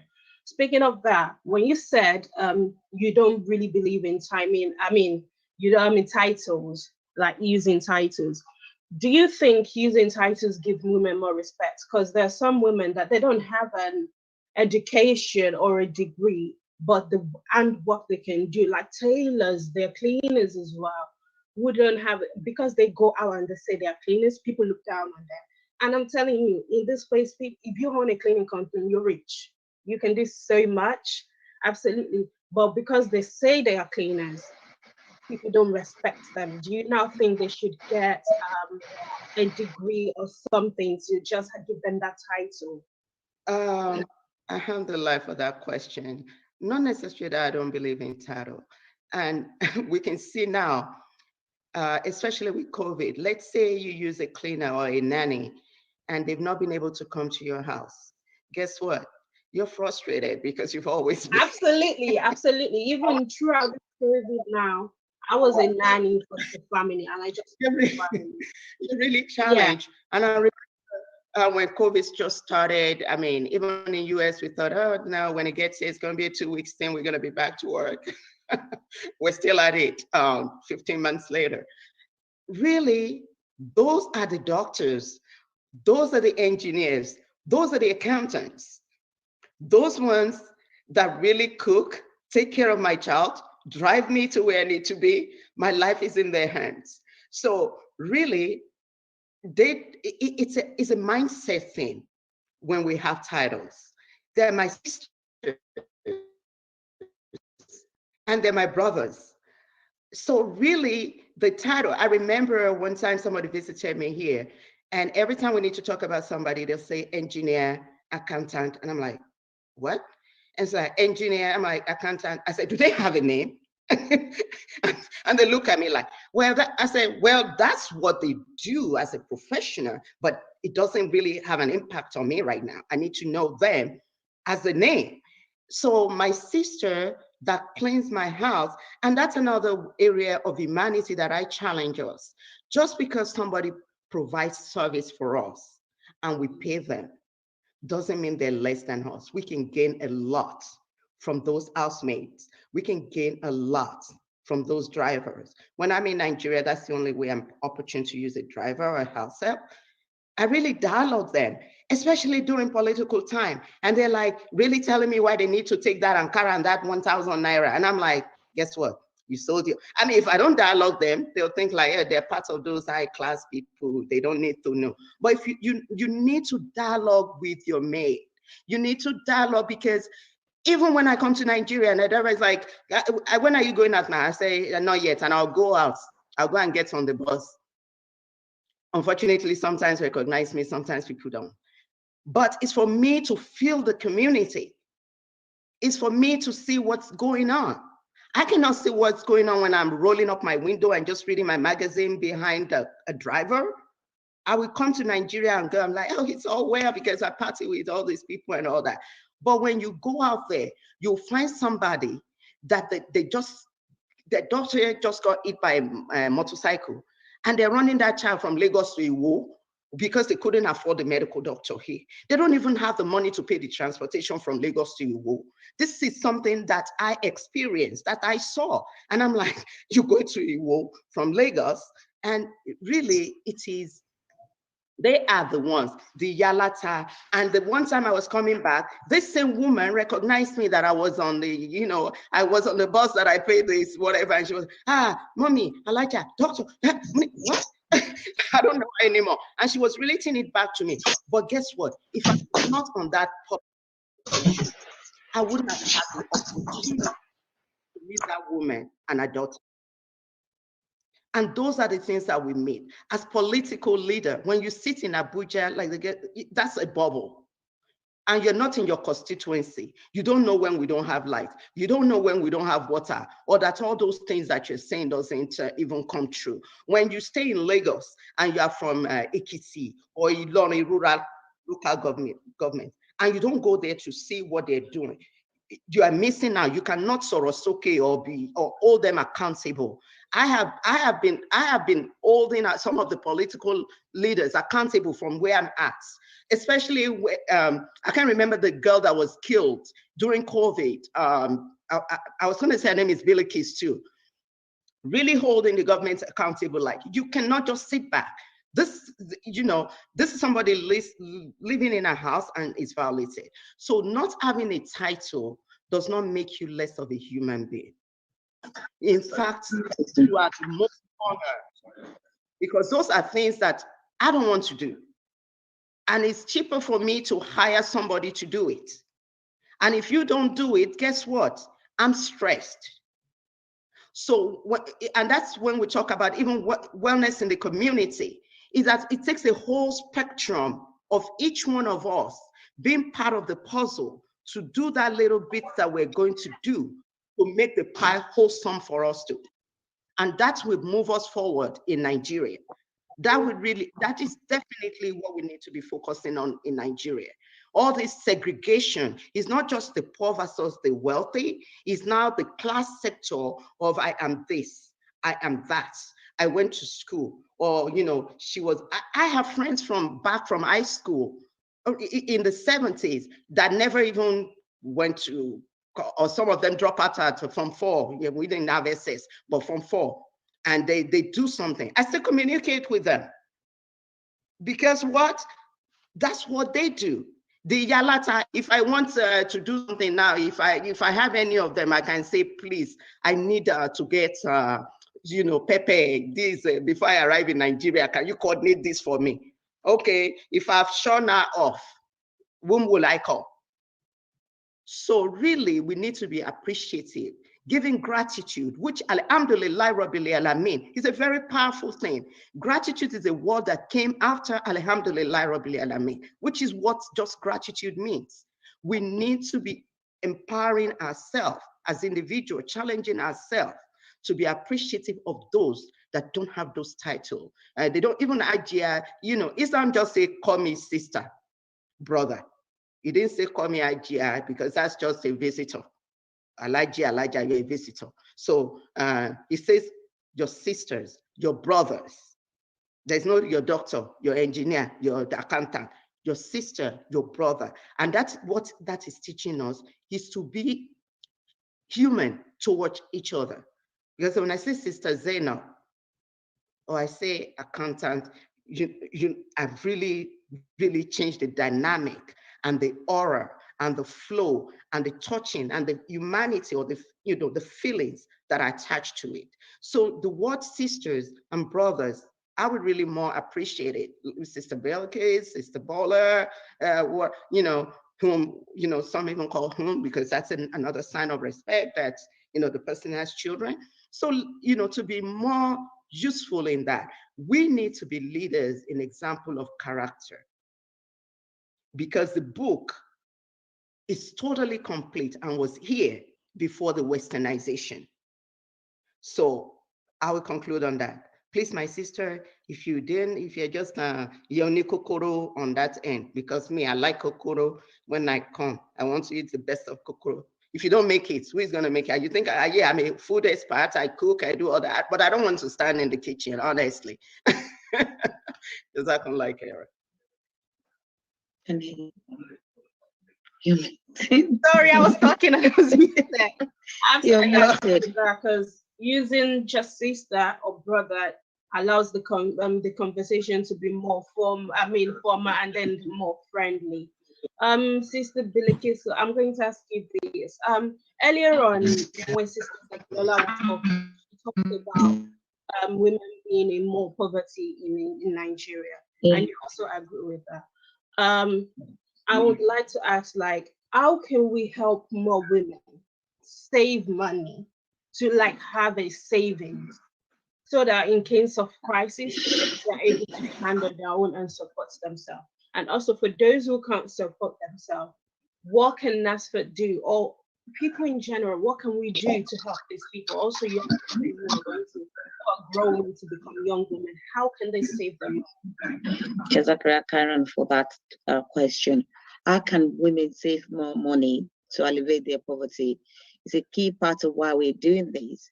It starts with what, as we talked about, empowerment. The more we can empower more women, that means the more capability in the community, they have more money. The fact that we don't have basic amenity in our community in Nigeria is a fact of life. Most rural women do not have basic water. They don't have basic roads. They don't have continuous electricity. They literally live in their house and sell atta or whatever they need to do. For them to now save out of that money they're making makes it doubling as hard for them. But if we empower them to have good resources, to have good skills, and they're able to function on their own, surely they will be able to save more money. How do they get to that point?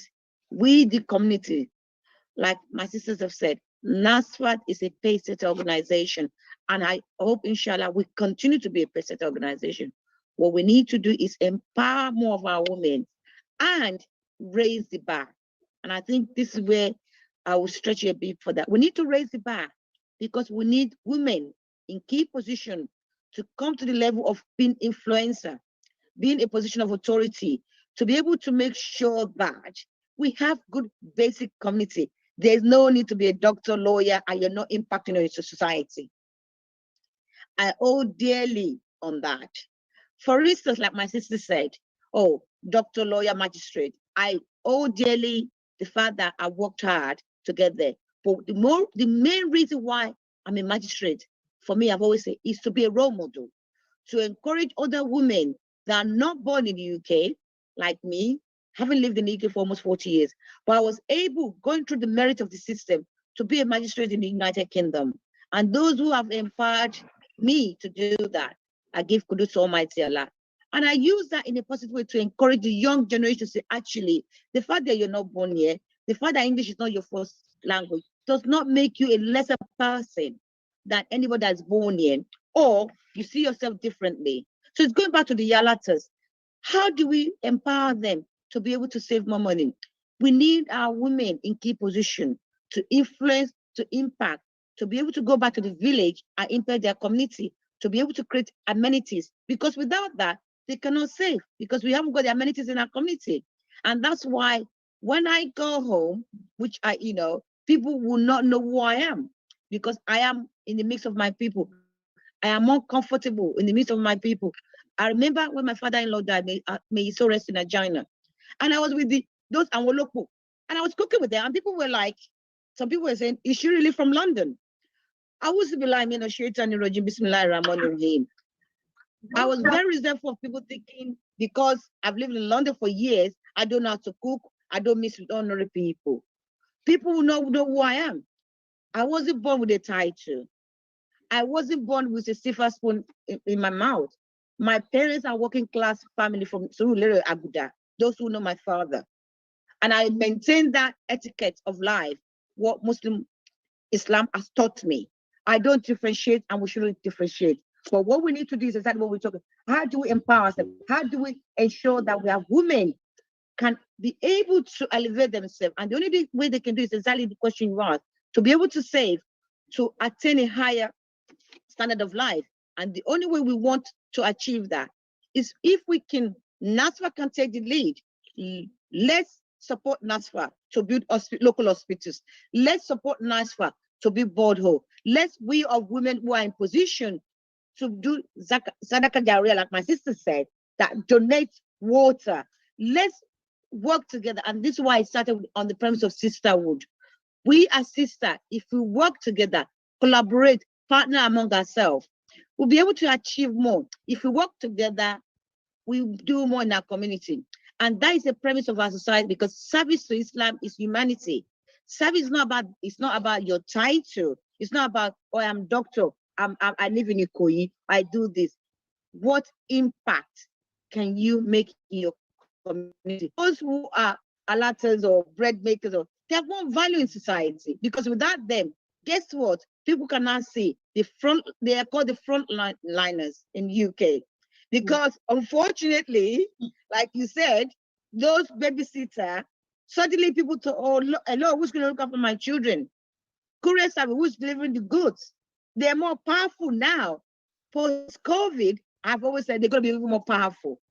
I've said it, post-COVID, the technical skills are going to be more powerful. And I think that is the realization we need to understand, that, yes, you have the management skills. Like some of us, we have management. The people skill is important, but technical skills is just going back to our roots, because that is one thing I actually value, you know, the technical skill, let's create that environment, that mindset that, oh, because somebody is this, they cannot achieve.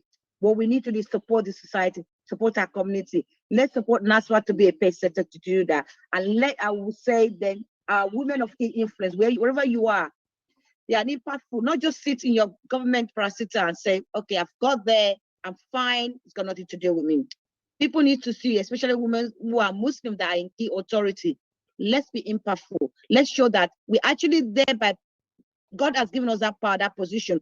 We can use it to impact others. We can use it to elevate others. When we go back to our village, people can actually remember us for years. It's actually that woman, when she was there, she did it for that community. And that is one of the things that is very, very important. That yes, we are doctors, we can be role models, but let's be more impactful through our community so that they can save more to generate more wealth. Assalamu alaikum wa rahmatullahi wa barakatuh. Wa alaikum salam wa rahmatullahi wa barakatuh. You've answered that so well. I don't see anybody asking question on the chat, so I'm going to go on to the next question. This is for both of you, Emma. Speaking of leading, what would you say is your leadership rule or style, and how would you inspire, and how do you inspire women around you or in your team? Because we're saying they should start their businesses and they should encourage each other. How can we advise them, or what are your styles of leadership to give to these young women and older women? Sister Bilkis, okay, you want to go my first? leadership style. Alhamdulillah, you know, I'm very reflective, and mashallah, one of the things I always want to do is, in terms of leadership, is I emphasize the need to promote sisterhood. I work together with everybody. And I like people to see me as that, yes, I'm a leader by position, but we're equal. And my leadership style is about listening, consultative, and making sure I can work together with anybody in respect of their skills, their knowledge, and their class. And fundamentally, I practice what I preach as a role model. It is very, very important as a Muslim woman for women to see that, yes, Aja Bilkis, Sister Bilkis, they can point positive attributes to me. So it's something I hold dearly, that as somebody that I'm in a key position of influence, people see me as a positive role model. It's very, very important. To be a positive role model, you have to practice what you preach. You have to practice what Islam has given to us. You have to be a person living exemplary good life, not contravening the tenets of Islam. And for me, that starts with being kind, compassionate, empathy to our women. That's why I say that the fact that somebody is a yalata, the fact that somebody is a tailor, the fact that somebody might not earn as much money or they don't have a position of power did not make them less equal than me. In fact, I value them more than anything, because if there's something I should have learned when I was younger, is to be a fashion designer. My auntie, she's one of the great fashion designer, tailor. Everybody comes to her, but I never had the interest in it. Now, to be a fashion designer in London, skirt and blouse is 80 pounds minimum. I can relate. I am a fashion designer. So. Yeah. So it's something I valued, but I enjoy cooking. So I don't mind cooking for my sisters. So when we have community engagement, I'll volunteer to cook freely. It's not, and that's why I said it's not about money. When we're in a position of leadership, we need to live a positive life. To support each other is very, very important. It's not just because you're not there for what is in it for me. Like Ajia said, it's a key part of our society that we really need to emphasize, that leaders must remember it's about service to humanity. It is about, first and foremost, it's about service to humanity. And it's an article of faith, by the way, and people need to remember that. And, sometimes a lot of people see me in London, where I will be the only Muslim person in a Christian gathering. Why do I do? And I said to people, you're always complaining about something and you're not participating. How do you want to change it? So I'm going back to what my sister, the keynote speaker, said. I go out to community to get feedback, to give feedback. If I'm complaining that something is not good, I need to be there to be able to give feedback, because I want my community to improve. So when you're a role model, you need to live an exemplary life and be positive, so that people can see that you are addressing issues and giving solution. So I work on that, because I'm not my leader just to make money. I want to seek the barakat of Allah. That is for me fundamentally. It's not for me what's in it for me. Most of the time I spend my money, my time, my energy, and I thrive on that, because I enjoy serving Allah. So when you are thinking about being a leader, think about why you're doing it. So one of the things when I'm doing coaching for being a magistrate, because something I do to elevate our people, I do coaching for me, and I ask the question, why do you want to be a magistrate? And I say to them, it's a key question when you go for your interview. They will ask you, because, and it's very important, like our sister said at the beginning of our speech, we need to question our intending to be a leader. Let's just not assume just because somebody have the skills or have the right caliber, they're the right person. Their intention is very, very important. I think most mistakes have been made in the past, where because somebody knows somebody and they face fit, we give them that leadership role. And you find out they're not there because they want to serve Allah. They're there because it elevates their position. So for me, it's about service to humanity. It's about elevating. It's about empowering. It's about being a sister to my sister to elevate them. It's about making sure that I never forget that what Islam expects of me, leading a positive role model. And some of the things I see from what goes on in social media, and I'm thinking, is this really Islam? Islam has not taught us this. We women of Anjana, we have to remember that. It is very important that when we're the faith of Islam, wherever we are all over the world. I'm talking from you from London, my sister is from America, different time zone. But when people watch this program, they're looking for positivity. And so they watch me today and they see me doing something different in the future. That's very confusing. We must not confuse the younger generation. The younger generation are looking for things to hold on to. And when we're preaching, we need to live that to the highest standards and beyond. Like my sister said, I have boys as well. But my boys understand the rules of the game. My yes is yes. My no is no. You know, my younger brother, when he first came to England, was telling me a story that, oh, this is about 10 years ago, they were much younger, and they were arguing among themselves, oh, she will not like it. And she said he was on the dining table watching them. And and the younger one said to the other one, oh, mommy will not like it. Truth to be, I came home that day without relating this. I always tell this story just to show the kind of role model you are. And I came home, and as soon as I walked, they asked me the question, and I said no. And they both said to each other, I told you so. And my brother always tell me that story. And I said, because my yes is yes, my no is no. You must maintain that authority level, that as a role model, you must have that integrity. And that's the point I want to make. People must understand your yes is yes, your no is no. Because when you're given a position of authority, you owe the amana to Almighty Allah to serve with diligence, dignity, and with trust. You must never compromise your religion with your self-interest. Salam alaikum.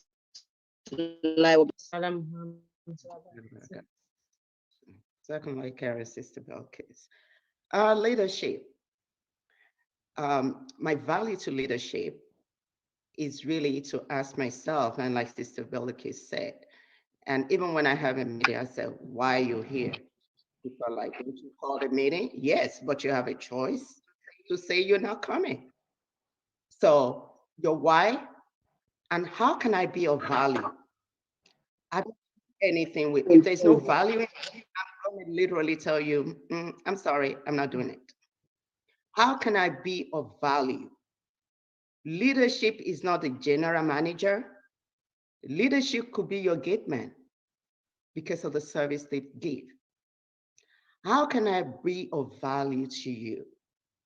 And as young women growing up, whatever you choose to be, don't be a doctor because your father and your mother say you have to be a doctor.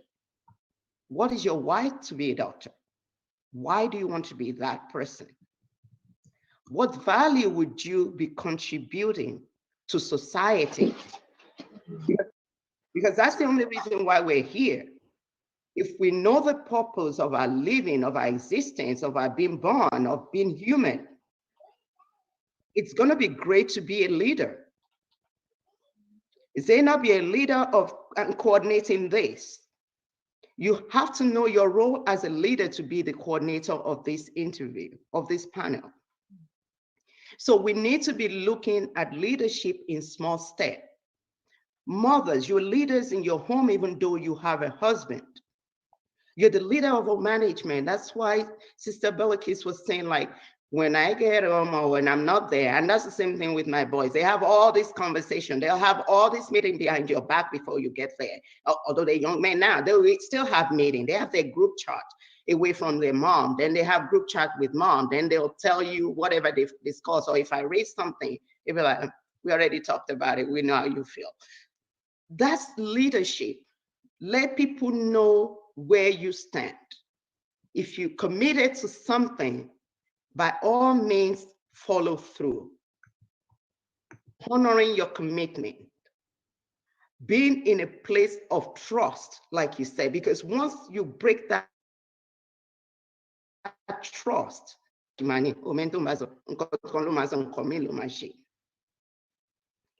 the best leader to emulate from is our Prophet Muhammad. He's a great father, he's a great politician, he's a great warrior. I mean, where else can you find that leadership?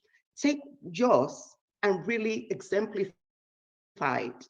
We have leaders even within our own community that, will be of great mentorship to you.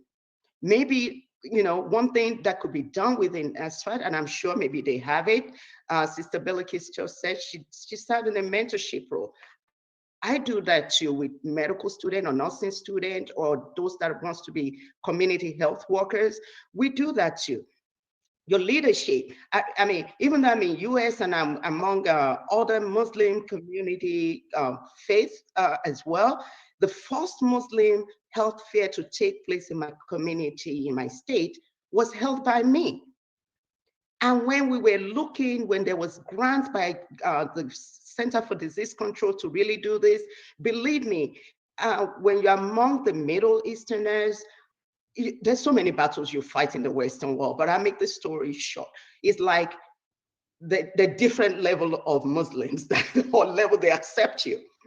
They will not accept my grant.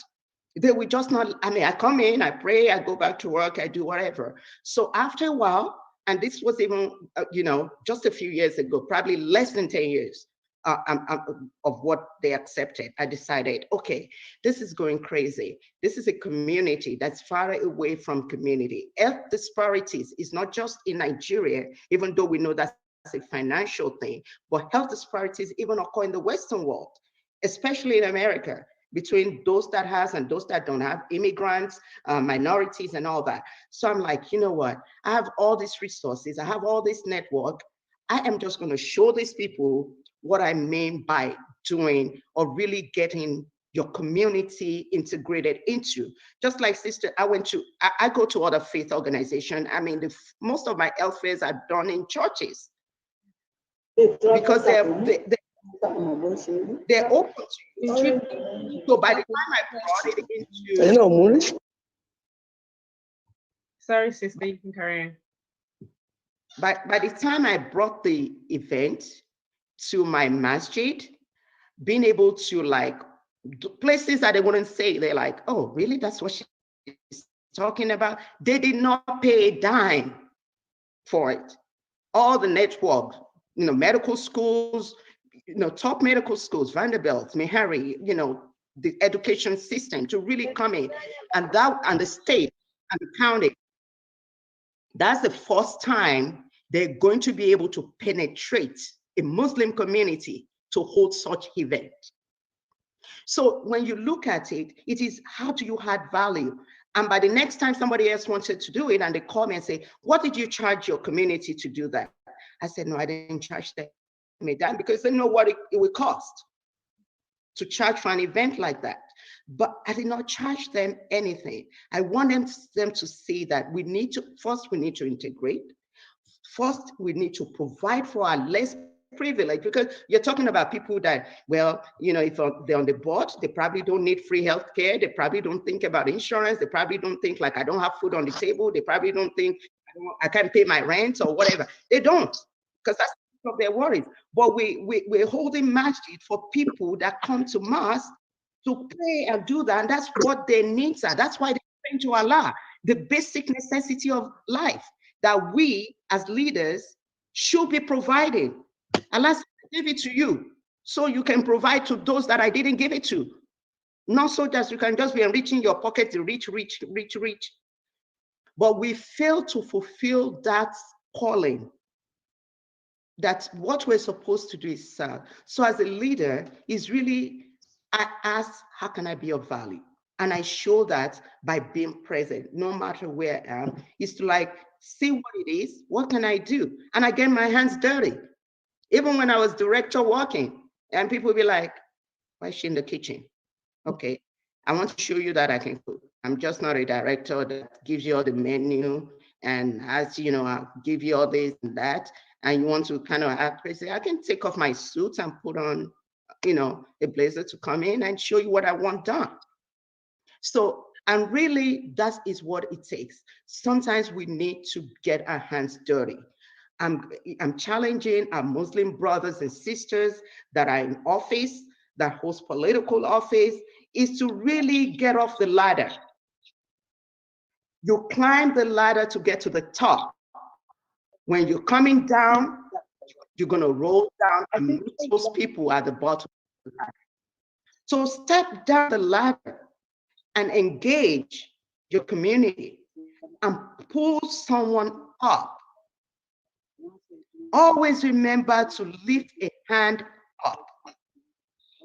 It should not be just those you're connected with.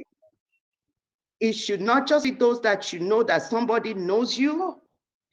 Help somebody. Hello. So Because you never when your children's children that you did not think of will be in need. And it is those things that you've done that may be of value to them. I leave the audience with this. Which one of you would do good because it's just the right thing and not just because of hellfire or Jannah, but because it's the right thing for the right person at the right time for the right purpose. Assalamu alaikum. Thank you so much for that response. It's really, really insightful. And taking away from that would be for anyone who's planning on being a leader, you need to live by example and show value to your peers. We're going to take a question from Sister Rafiat Bakari. Sister, could you unmute yourself, please?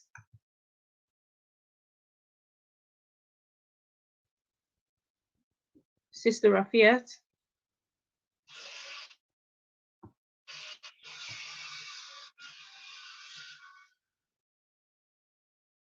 Sister Rafiat Bakare, could you unmute yourself and ask your question? Salam alaikum. Sorry, I was waiting for you to unmute me. Jazakallah khairan to our lovely sisters for the informative, or for the educative information they've been sharing with us. I feel very encouraged watching women from my kind of background going so far in their chosen careers in this country. I know it's not easy at all. And I pray the Almighty continue to guide them and protect them. My question to them is, as they are achievers, and to me, they're both mentors, could they please share tips on achieving the best work-life balance without compromising on our homes or careers for us new or emerging managers? That sounds like my area of expertise. I'll have this. Can we take 5 minutes to answer the question? Thank you. I probably wouldn't. First of all, you need to know yourself, identify with yourself, and the role that you've accepted to take. And remember, for you to be a great leader, you come first. If you're not in tune with yourself, you cannot do both of them. What is your expectation for your family? How do you plan to fulfill that? What is required from you, a job, and can you compromise? To me, I'm never afraid to ask, and you shouldn't. When you take a job, and especially in Nigeria, even anywhere, even in the Western world, when you're looking for a career and this is your dream, and you finally get that interview and you think you might just be the best candidate for it. And you don't want to tell them, like, maybe on Friday, maybe you can switch my lunch to Jamaat time so I can go pray, or maybe I can shift my schedule a little bit, and then you want to start doing stuff. And you feel uncomfortable. And I know in Nigeria, you're just go, you don't ask anybody, but in Western world, there's protocol. But be honest about it. Really engage those people. Or even if you're the leader, let your subordinate know that do not schedule anything for me between these hours. So coming from a place of truth to self and to those that you're managing will be one of it. Have a schedule. Even the best schedule doesn't work all the time. So you need to know that.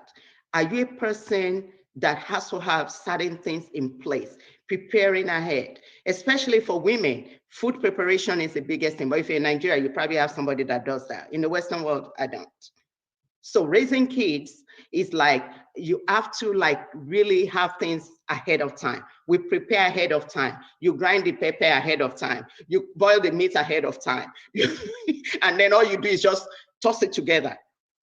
So you have to have a plan. You have to be a very organized person and knowing how to manage your time and learn to say no. We women that are in leadership, we always we think we're super women. Already you don't have to be a leader. You don't have to be a professional to be that. Women in general think they're superhuman beings. They can do anything because they've been pregnant and delivered a child. But you know what? You're just as human as everybody else. You need time for yourself. Create a self-time. I have a self-time, even if I'm at home, that you cannot come and disturb me, because I say the brain needs to relax. So create time. Your time wisely is the key. Have a downtime. You don't have to go to every function. You don't have to attend every family affair. Most of the time, all they need is really the money anyway. So if I can buy time, I'll pay for it. And when you're growing in the leadership area, be very focused and be very strategic. As long as you're able to do that, you're creating some ease for yourself to get there. And I hope that helps you not to really take time, because we only have 5 minutes. So another person can take it on. Does that like it? Thank you. So Bilkis, do you have anything? Alhamdulillah, Rabbil Alameen, Alhamdulillah. It's quite interesting because as part of my mentoring, I always emphasize that, because it's a key question, especially more in COVID-19, our well-being. And one of the things I always say, you cannot do it all. And I always remember that question you just asked, because like I said, when I had my interview back then, almost 13 years ago as a magistrate, the panel said to me, Mrs. Savage, you're mother of, it was 2 boys I had at the time, you're mother of 2, you work full-time, you're a community leader, where are you going to get the time from? How are you going to balance doing all this? You know, because it's part of, you cannot do it all. But one thing I've always been very clear about is exactly what I've said. Why am I doing it? Why do I want to do it? And how can I do it? Those 2 questions go together. And I remember answering the question, I'm doing it for this reason, not just because I believe in justice and equity, but also because I practice effective time management skills. Being able to do that is important, because doing a lot of community engagement as a leader, my home comes first. I am fortunate to have a supportive husband, alhamdulillah. I'm fortunate to understand that I have a supportive family. May the soul of my mother rest in peace. When my mother was alive, she lived with me and she was supportive. But you have to appreciate the fact that as a woman, you cannot do everything. The question is always be why you're doing it. How can you balance your well-being, your home life, and what you need to do? Those 2 things goes together. And also the fact that what are you going to delegate? Sometimes you might not have to take the lead in certain things, but other people you can delegate and lead at the back and be supportive.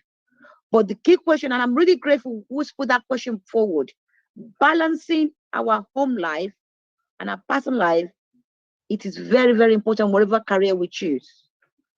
It's very, very important. Not just because of the fact that we want to lead, for our own mental health well-being, especially in a COVID-19 world. Because now, at the moment, I'm working from home.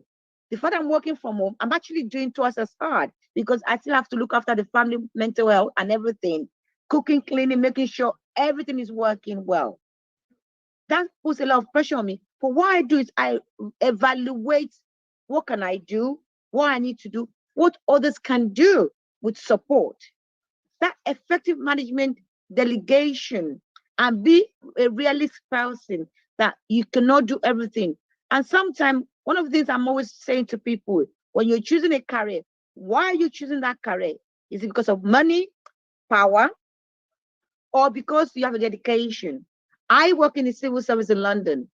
Those who know me, working in the civil service in London has given me the opportunity to excel to the level as a middle management or a senior management, what you work on, because it gave me that work-life balance. I have the flexibility to start work before 10 o'clock, to work later, to work short hours. That flexibility is what I look for. I wasn't looking for a 100,000 job, 100,000 pounds job. So you have to be realistic. So if you're looking for that high power job with money, you know, what are you forgoing? And for younger generation, we need to think about that. It is important for we women to be realistic that, yes, I do want to be this, but at what level? What is it going to take out of you?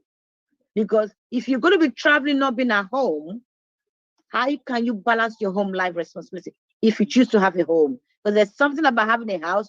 A house is not a home because you have to build up a home. Whether you're married or not married does not come into the question. Your home is where you have your peace. You can come and people can see you. And this is why I said I practice what I preach, because people ask me this question all the time. Alaja Blikis, we always see you everywhere you do this. And I say this with the glory of Almighty Allah. I have a supportive family. First and foremost, Allah has given me the grace of having a supportive husband. And people know I have a passion. But what I do most of all, what can I do it? How do I do it? And really, why am I doing it? That intention. As I'm speaking to you, I'm supposed to be chairing a meeting this morning, and our National Women's Secretary was aware. When I was called, I said I normally chair a meeting every 11 o'clock London time, because I am the chair of fundraising for our Central London Mosque in London, the chair of fundraising in London. And what I had to do was I had to then look into who can chair that meeting this morning. I wanted to empower one of our youth. And that's what's happening right now at 11 o'clock. One of our youth is doing that. It's about being realistic. So you cannot do it all. And that realism is very, very important, that I don't do things for money. Alhamdulillah. One thing I'm very clear is I don't do it for money. It's what can give me impact, what can give impact to my community, because that's one thing I'm very focused about. And then the money aspect is bonus. It's not about money. But then, crucially, how do I balance what I do with my own life? Because I have a husband, myself, my family, at the end of the day, if you break down, then community will be wondering about you. Why are you doing so much? I think going back to what we said at the beginning is for that. The reason why you're doing it, your intention is very important. How you do it is important. What support do you put in place? In London, there's no house cleaner, there's no driver, there's nobody. You cannot in the Western world, alhamdulillah, you're the cook, you're the cleaner, you're everything. So you have to be able to actually manage your home first before you can actually go outside to manage the world. And it's one of the things that, when people come to England for the first time, it's a shock to the system to suddenly, for some more dough, alhamdulillah.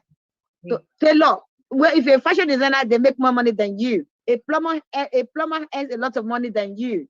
So if you want to say, I'm doing this, you have to learn to manage yourself and be a realistic and be able to say, you cannot do. What Allah just said is very important. When I went to course about 5 years ago, the first thing the lady said was, learn to say no. It is important. A good leader to balance home life. There will be times you cannot do, and you learn to say no, because there will be other people that do it when you're not there. Salam alaikum wa rahmatullahi wa barakatuh. Wa alaikum salam wa rahmatullahi wa barakatuh. Thank you very much, sisters, for being here today and sharing your knowledge. I pray that Ya Allah will continue to guide you and increase your knowledge, and also may He bless you. Thank you very much. Sorry, to the sister who's raising their hand, I can't take more because we've run out of time. Thank you so much, everyone who has listened. So I'm going to continue on with the recognition now. With the recognition and appreciating all the women who have been working really hard in NASFAT to make sure it's a success. In no particular order, I am going to be calling out now. Sorry, it's just taking time to load.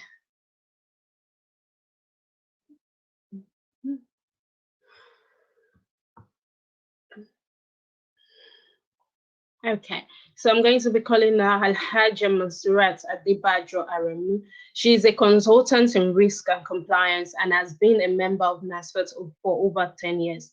She has held different executive positions such as business secretary, treasurer, and two-term branch secretary of Manchester. Thought that she was available for a lot of meetings and participated in going into houses to let them know about NASFAT and ensure that NASFAT's voices were heard and understood using the right approach. She is the current women affair in a branch. Sorry, I couldn't really say it. I'm going to go and take.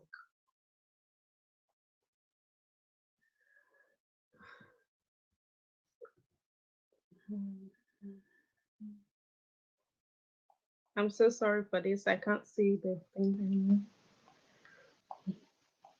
Okay. She's the current Women Affairs Secretary in a branch and has a goal of letting people see the beauty in Islam as much as possible, not just by preaching, but by doing.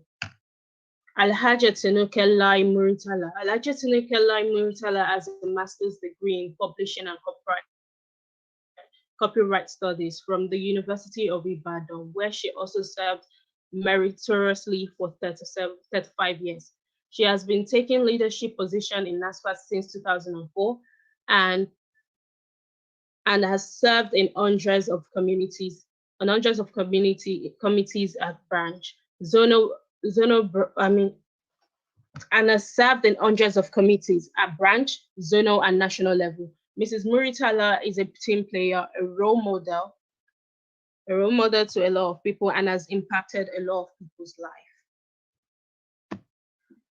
Al-Hajia Fauziat Taiwo Lawal, she from Abuja Zone. She is the first pioneer FCT Zonal Women Affairs Secretary who served 2 tenures as Kubwa Women Affairs Secretary.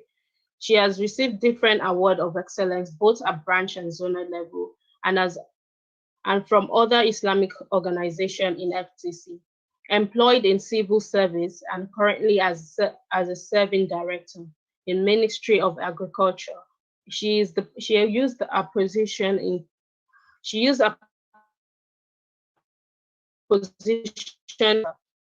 to engage members to be fully employed. She is passionate about NASFAT women and has continued to impact NASFAT positively. Alaja Fatima Kadiri, Ogun State, she's from Ogun State. Mrs. Fatima Kadiri joined Obata branch of NASFAT in 1995 and has since then been active and took up various responsibility for the betterment of the society. She is keen in children affairs and making them resourceful. She served as the Women Affairs Secretary at a branch and at zonal level where she made impact within various departments. She is currently a member of National Executive Elders. I am going to call on Tinuke Muritala.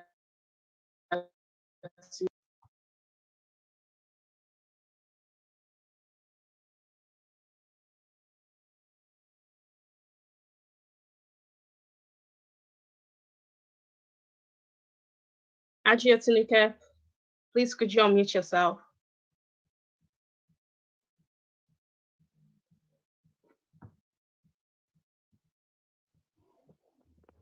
Ajia Tinuke, are you here? Yes, now. Oh, thank you. Assalamu alaikum wa rahmatullahi wa barakatuh. Yeah, because of time, I want to stand on the 16th protocol. We give thanks to Almighty Allah for making us Muslims. We give thanks to Almighty Allah that we are witnessing today's events. On behalf of myself and other awardees in my group, we want to express our gratitude to Allah and to NASFAT for giving us the platform to serve, the opportunity to serve, and for honoring us today. We see it as a privilege, we see it as an opportunity, and above all, we see it as a challenge, as a call for us. NASFAT, we will continue to work hard to get improved, to be better Muslims. We thank the women management. We thank them for the opportunity and for the honor. May Allah honor everyone. We will continue to serve NASFAT and to be good Muslim and to serve Islam. May God help us. Assalamu alaikum wa rahmatullahi wa barakatuh. Wa alaikum salam wa rahmatullahi wa barakatuh. Thank you very much, Ma.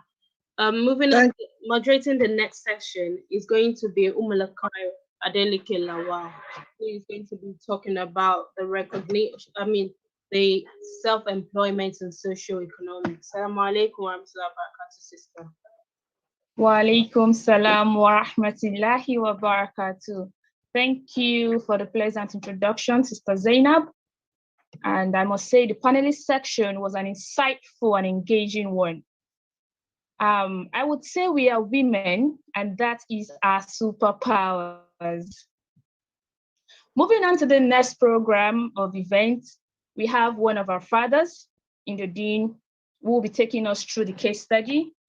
He was the former managing director and CEO, Keystone Bank Limited. He was at different times the chief strategic officer, First Bank of Nigeria PLC. He is a qualified pharmacist and an ex-Anderson consultant with outstanding tracks. He has wide-range professional experience cutting across managing, consulting, banking, insurance, health, and other sectors. He has an MBA from IESE Business School, University of Navarra, Spain, and he received executive education at Harvard Business School, USA. He is a fellow in so many financial institutes, of which if I should begin to call all, who won't be done for today. And he is currently the chairman of NASFAT Agency for Zakat and Sadaqah, NASAS. Please welcome with me, Mr. Hafiz Bakare, as he shares from his wealth of knowledge on self-employment and socio-economic empowerment, a case study. Now, before I hand over to our father, my dear attendees, I would like you to drop in your question in the chat box and lectures on the way. Assalamu alaikum wa rahmatullahi wa barakatuh, sir. You have the floor. Assalamu alaikum wa rahmatullahi wa barakatuh. Wa alaikum salam wa rahmatullahi wa barakatuh, sir. I hope you can hear me. Yes, we can hear you clearly, sir. Okay.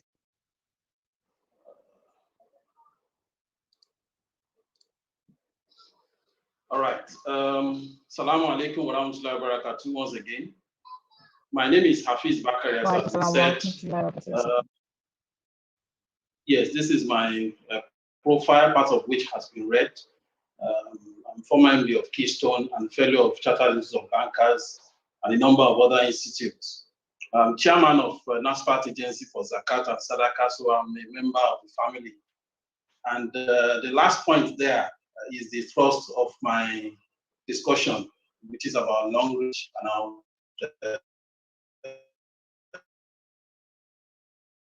our picture here. None of the people here has anything to do with the reason for this presentation. This is just to put my person and my career in perspective. And I'm sure you can recognize a few faces here. This is Dr. Akinwumi Adesina and a few MDs and ex-MDs of banks. Basically, to state that I have moved from diversified, from banking, from the world of banking and finance, into the main reason for the discussion we have today, which is about an institution called Long Reach. Now, we know that during COVID, the major impact has been on health, and it has also affected the wealth of a number of people.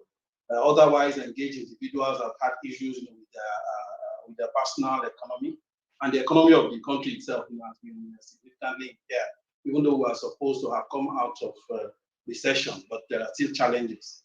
So the objectives of this session, essentially to present Long Reach, science, socio-economic empowerment, to acquaint participants with the wide range of products of this company, demonstrates the efficacy and the uniqueness of the products. Also to demonstrate, and this is very important, to demonstrate how the company provides a platform for financial security and wealth creation, leveraging its business models. And then we'll be able to showcase a few people who have been successful in this area. And finally, to be able to attract prospects and gain confidence of new members who may appreciate how Long Reach can benefit them and are ready to come on board as committed Long Reachers in the spirit of self-employment and socio-economic empowerment. Now, Long Reach is an institution, it's a global healthcare company with Chinese ownership, established in 1986, annual turnover of over 2 billion. It has trademarks in over 180 countries. It's based in Nigeria as well. It's been in Nigeria since 2012 and is expanding into Africa and Europe. It has a $50 million ultra-modern manufacturing plant, which is at the Lekki Free Trade Zone, which is supposed to be completed by the end of 2021. It has plans for that manufacturing, which is part of the visuals that you have here. And also, these are part of the layout of the factory at the Lekki Free Trade Zone. That is still part of the layout. It has over 2,000 quality products, ranging from healthcare to household products to skincare products, daily cosmetics, and other types of products. Over 2,000, and these are products that we use on a daily basis, and also for different. Now, it also has global partnership, and you can see some of the names here, from GSK to Unilever to Marks and Spencer's. It does contract manufacturing for some of these brands that we have here. So I'll just mention a few of the selected products. I believe that you can see this is the alkaline cup. I don't know whether you can see this as I show up on the screen. Basically, the alkaline cup has what you call tourmaline stones, and tourmaline stones convert water from acid to alkaline.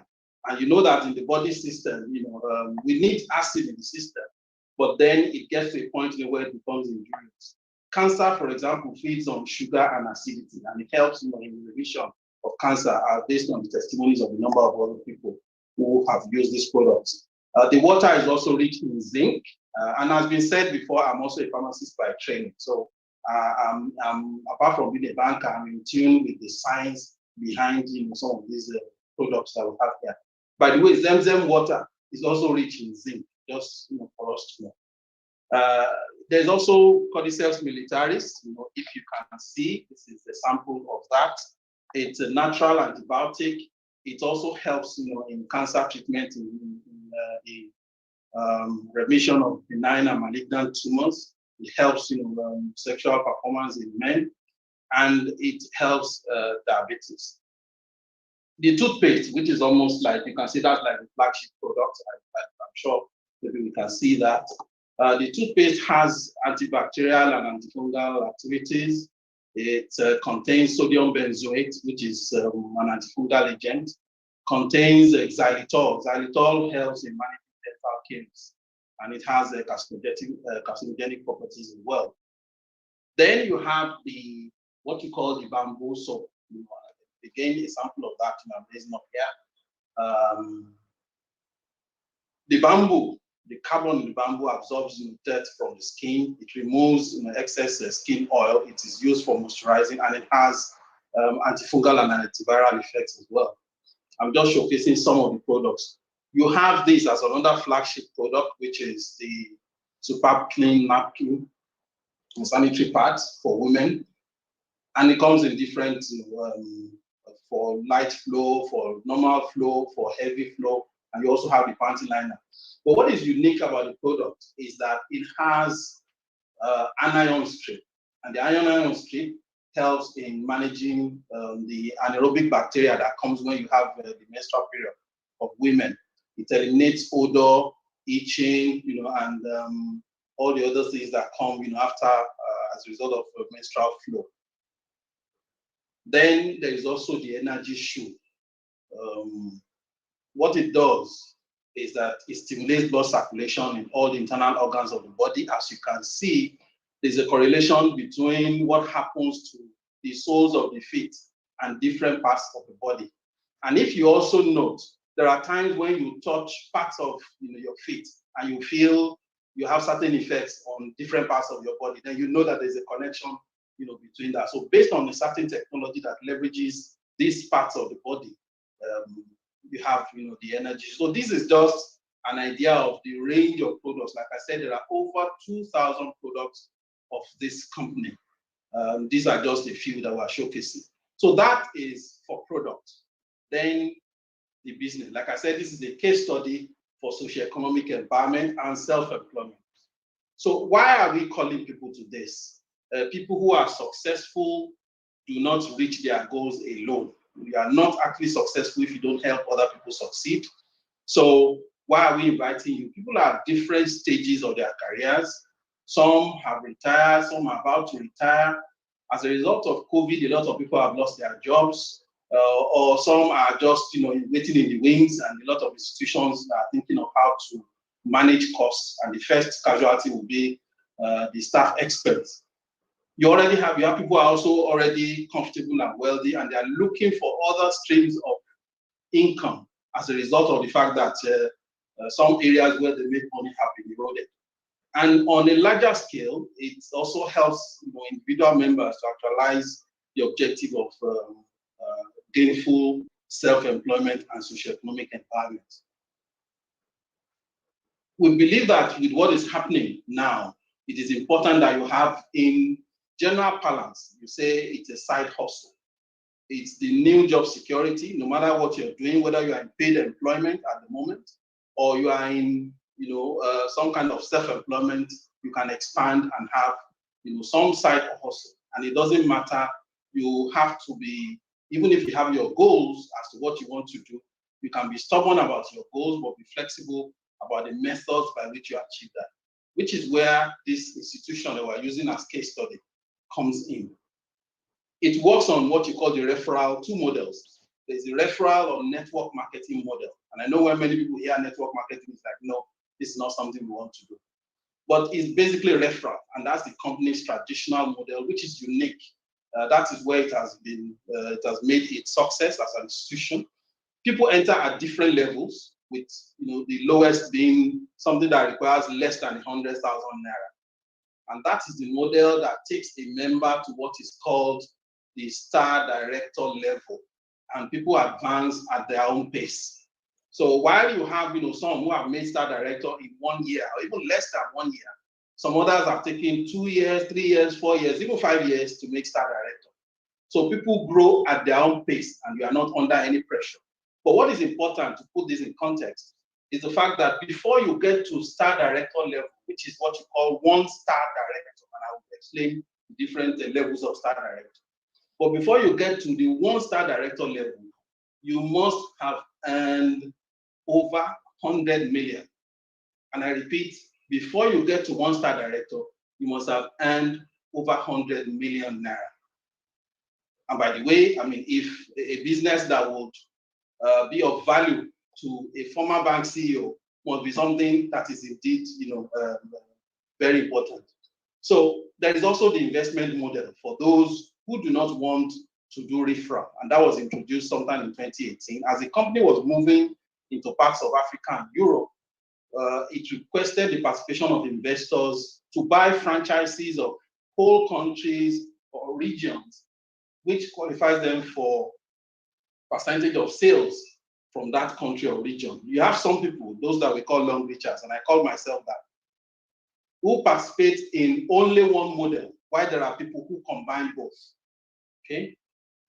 Well, in my own case, I combine both models.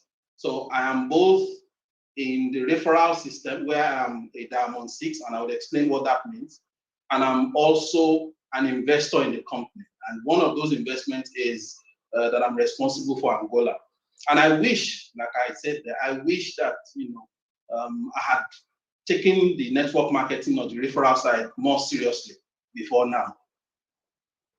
So the referral model, which is the network marketing model, basically what this is that you have an application, you join by buying products. Basically, that's what it is. So that table shows you the different levels. You come in as either a Q silver or gold. These are the amounts you pay, from 60,000 naira to over 1 million naira, depending on the level you want to enter. And you buy product, which is very important. There is no free money. You don't just throw money at the institution. When you pay this money to join at different entry levels, you actually buy physical products, some of which I have highlighted to you. So you can buy products at that point and decide, well, I just want to be a product user. So you don't lose anything at that very point. But basically, that is how you enter. You register, you buy products, and then you get some kind of membership code. And you also recognize whoever sponsored you. I mean, I'm making the presentation to you today. So whoever sponsored you or made this institution known to you. Then how do you join? This is your first purchase, okay? Your first purchase or registration. Like I said, you join by buying products. The basic information that we require, your name, your account number, your bank, and those are the basic information, because you are beginning to get flows at the end of the day. So just some little details which you can fill either in a form or electronically. Now, what next after you register? Well, signing up is not the end. We will teach you and train you. And then at those different levels, you can move. If you join, at maybe silver, you can move up to the next level by continuously buying products. So what next after you joined? You have upgrade and subsequent personal purchases. So even in your various homes, you require products for your own personal use. You quote your membership code and you buy those products. Basically, that's how you move. Now, how do you become a star director? Which I have said, a one-star director, by the time you get to that level, you would have earned over 100 million. And this is fact. Okay, what you do is the company requires that you refer 3 other people using the same procedure of letting them provide their information. You guide them to do what you've done, and then they buy products, at least what you call 30 PV. I've said every product has a point value within a cycle. Now, what is important, and I think we need to note this, is that this is basic. Referral is something we do every time anyway. Somebody wears a nice dress and you're asking the person, who is your designer? And then she gives you, the name, the contact of the designer. You are not paid for that referral. And then the person refers, some other person. Or you are looking for, let's say, hijab or abaya or, school sandal for children. Someone refers you to someone someone who sells in Alade Market, for example, or a boutique in Surulere. We do referral every day, but we are not paid for that referral. But what this model does is that you are paid for the referral you've done, even when those people continue to refer others, which is something that happens to us on a daily basis. Even when they continue to refer others, the company continues to recognize the fact that this chain started from you. So the referral we do on some other things, I've mentioned dresses, I've mentioned school sandal for children, even jewelry and all of that, and other things on which we refer people. The structure will look something like this. The difference, however, between these and other models is the fact that even if you don't buy products or you don't refer anybody, you don't lose points. Your PVs just accumulate, and then you just will not earn. That is what is important. So you are not forced, because we hear, other institutions where you are forced to keep buying products that you don't need. This doesn't happen. You don't have to buy products if you don't need them, and you don't lose points. Even in frequent flyer that we do for those who travel, you realize that if you don't travel for a while, your frequent flyer card expires. This does not expire. So that is very important. So take note of that slide. Then this is the progression. When I say star director or diamond, this is what it is. So you join and then you move up to diamond 7, and then you get to this level of 1-star director. Now, a 1-star director, like I said, would have earned about 100 million naira over time. Takes some people 1 year to achieve that, takes some people 2 years, 3 years, 4 years, even 7 years, depending on how aggressive you are in moving across the chain. And then you can then imagine what people earn as 5-star directors. Now let's take note of this slide as well. Now, this is just an indication of the various bonuses that you can earn. Okay. The universe of bonuses, performance bonus, which looks at the different levels at which you enter. There's a development bonus, there's a leadership bonus. There are those that the institution does. You have incentives that is called the car incentive. There's university scholarship at certain levels. There are house incentives where people get 25 million naira house incentive when they become star director. So this is the totality of the bonus structure. And there's a lot of explanation on this one, but we don't have the time. But at least for performance bonus, just for you to see that at the different levels you join, you have, you get a percentage of the activities that happen under you. So the company rewards you for what you buy and for what people under you. And these are, like I said, these are everyday products anyway.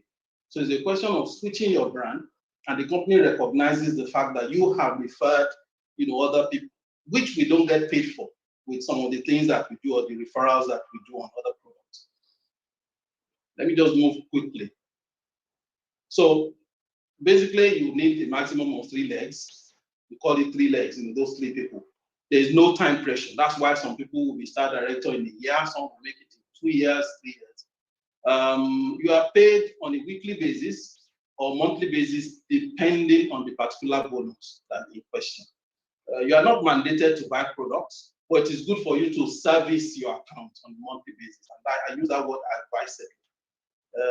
If you put 2 billion naira in a bank, considering my own background as a banker, after 1 year, if you don't come back, your account is set to be dormant, even if it is 2 billion naira. Meanwhile, someone who has 5,000 naira in the same bank and keeps, putting 1,000 naira every month will be said to have an active account. So you need to service your account, and then your bonus is accumulated in an unlimited manner. Now, this just gives a conservative estimate and a comparison. For somebody who is a salary earner, you may start with something that looks high.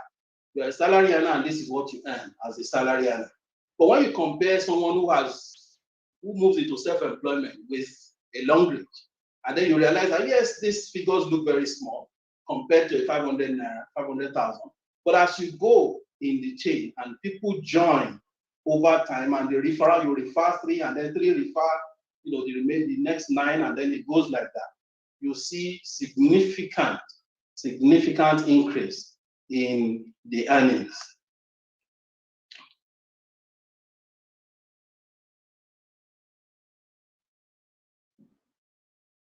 By the way, this is not restricted to any particular country. So you can have, referrals of people in the UK, in the US, in different parts of the world, and we'll share some experiences now. You have opportunities for training. Trainings happen, a lot of online training. This is also part of the training, just exposing you to the institution. But deep training, we do have online. We share materials, with various people to guide them. The investment model, like I've said, let me not spend time on that. Basically, what that implies is that you are either a country, you buy the franchise of a country, or a region within a country, and you earn a percentage of all activities of the institution in that country. As I've also said, I am involved in both, and same with other people. So you can be at any level. This is a star director, for example. This gentleman is a pharmacist who is based in South Africa, and is also responsible for Malawi. Then let's just go into some of the selected rewards and incentives using the case study of a particular person, just so that you know that at the end of the day, this translates to something. Look at the date here. This is 2019. Look at the account here. Look at the alert here. And then you realize that this company, and then look at this. This is Long Reach International. It's also called Long Leaky. And as we move ahead, just look at the figures. These are different times, different periods, same account, and look at the figures. So this is real. And now this Thank same you, sir. account. 1 minute more, sir. Well, I think you ate into my time with the earlier one. I'm checking the time myself. The other presentations ate into my time. So, okay, so we need to also look at the various people who have done things. Successful people here, you have since this is about International Women's Day, first African 5-star director is a lady from Nigeria. And like I said, if a 1-star director I would have earned about 100 million along the way. Imagine what a 5-star director will be earning. The earnings here are more than the earnings of a bank CEO, which is a fact. And these are successful ladies, and these are ordinary, everyday people whose names you may not even have heard. This is another person. This is someone in South Africa. Another lady in South Africa who is less than 35, and she made 4-star director in under 3 years. This is a 3-star director from Cameroon. This is another person from Nigeria. This is another one from Nigeria. And this is from the UK. Like I said, these are in different markets. And my colleague, who should be on this call at this point, Folake Gwelade, is a Diamond 7. And there are people who have also enabled, what we do. Former Governor Ambode, for example, he was the one who facilitated the $50 million factory that is being built at Lekki. Mrs. Ambode, for example, is a star director in Longbridge. That's her name there in one of the ceremonies. There is institutional support from Lagos State. That is the Commissioner for Commerce and Industries, Dr. Lakone. And then the chairman, the global chairman of Longbridge is there. The Anambra State First Lady at some point, and the governor of the Gawa State, and then governor of Abia State. And for women and youth empowerment, the Olori Naomi is using Longbridge. The Oni of Ife himself is using it as a platform for youth empowerment. And there, myself, the Afenifere man, who is also one of us, you can see he's a member of Longbridge. The wife also, Dr. Dumaki, and other people, Dr. Honorable Titi Oseni. You probably, those who watch Yoruba films know Muyiwa Ademola, and Yemi Shodimu, Joke Silva, and Florence Itagiwa holding the Longbridge toothpaste that we have here. So you have quality people, and Alhaji Aliko Dangote uses the platform for the empowerment of widows and indigenous. So this is a credible platform. And by the way, our own Alhaja Suwebat Bola Kukolati, who is the NASFAT Women's Secretary, is also somebody who partakes in this. So next steps, basically registration at these different levels. Like I have said, you can take note of this slide, which is very important. And I have a gift for NASFAT women.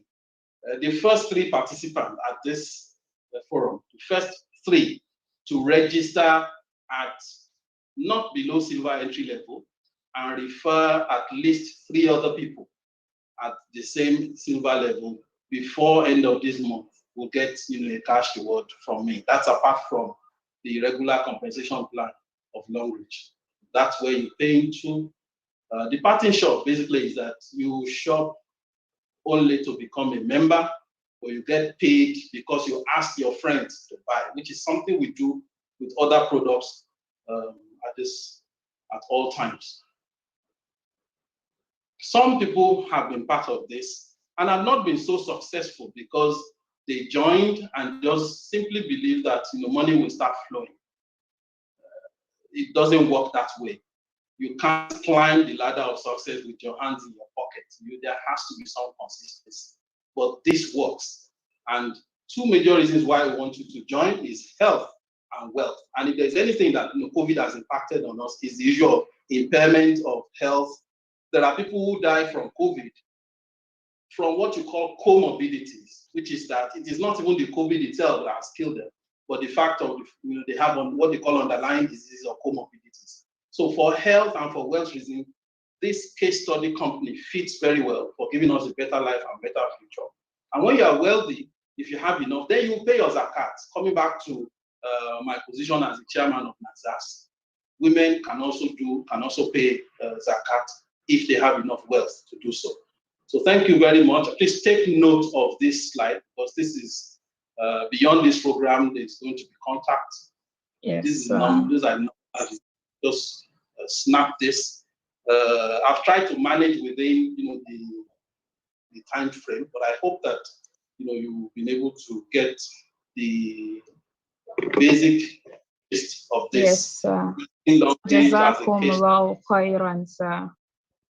So if there are questions, my colleague who should Folake Gwelade will take the question and answer session if there are questions. That's if she's on the call. So thank you very much. All right, sir. You're most welcome, sir. Jazakumullah khairan, sir. It's been amazing having you on board, and I must say it was an enlightening section. And for me, what I will be taking is that one of the things you said was people who are successful don't reach their goals alone. So it means paying more attention to teamwork goes a long way. We achieve more when we do things together. And I guess something that is also ringing in my mind is to be among the winning people who would participate in the Silver Jubilee. Thank you so much again once more, sir, for coming on board. As I now view no question in the chat box, but we also like you, sir, to please drop the contact in the chat box. So for as many people that would want to get more info concerning the network marketing. So, and if there's any other further question, also we'll get back to you through Alaja for Lake. Inshallah, Qudratillah. It's been a pleasure having you on board. We say Jazakumullah khairan, sir. Thank you so much for coming, sir. Thank you very much. Yes, I'm most welcome, sir. So, alhamdulillah, Rabbil Alameen, my wonderful viewers. We'll be going on to the next program of events, which is to recognize the last 5 sets of our mothers and our women who has made impact in NASFAT and has also given back to their community and at large. And I would like to restate that there is no group for the recognized. We've actually announced the 10 recognized that has been announced so far. We only shared it among the moderators. So everybody is recognized in no particular orders. So the first person I will be recognizing here is a wonderful Alaja from Zone 2. Kebirullah, my fellow attendees. I want you to make the chat box bubbling. So Alaja Rekia Ajao from Lagos Zone 2. She joined NASFAT at the headquarters early 2001. She is the immediate past Zone 2 Women Affairs Secretary. Alaja Rekia organized series of empowerment programs to enhance members' financial base. She also participated in several national and international programs. She is currently a member of the Zonal Council of Elders, and she is on board. Now, the second woman of substance I will be calling on board is our Alaja, our Hajia from Northwest Zone 1. Okay, we'll be calling next our sister, okay, our Alaja, Aisha Tugobir, Kebirullah, Allah Akbar. She is from Northwest Zone 1. She was the Children Affairs Secretary at Kano branch from 2006 to 2009 to 2013, and the Zonal Women Affairs Secretary from 2015 to 2019. She has empowered many people during her term and made significant changes in branch. She is an advocate for what NASFAT is all about and leads by example of what a strong member should be. Halaja has attended and sponsored members for different conferences and Dawa programs, and she is a good listener when it comes to issue with her zone. She is a lover of children and a very generous person once it comes to bringing happiness to her zone. Inshallah, Qudratillah, the next sister would be recognizing is our very own sister from HQ. Kebirullah for Sister Rashida Edidi Balogun. She's a graduate of geography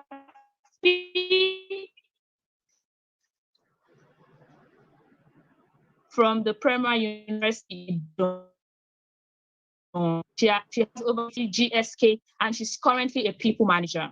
She's a passionate youth advocate. She's the founder of the Be Initiative, a community-based youth-focused NGO. And she is currently the Amira of NASFAT Youth Wing Headquarters. Congratulations, Sister Rashida Edidi Balogun. Now, next in line is our very own sister from Ekiti Zone, Sister Alaketu Sidikat Olawumi. Tekbir, my wonderful audience. She is presently the head of section in the Department of Garment Making at Ekiti State Government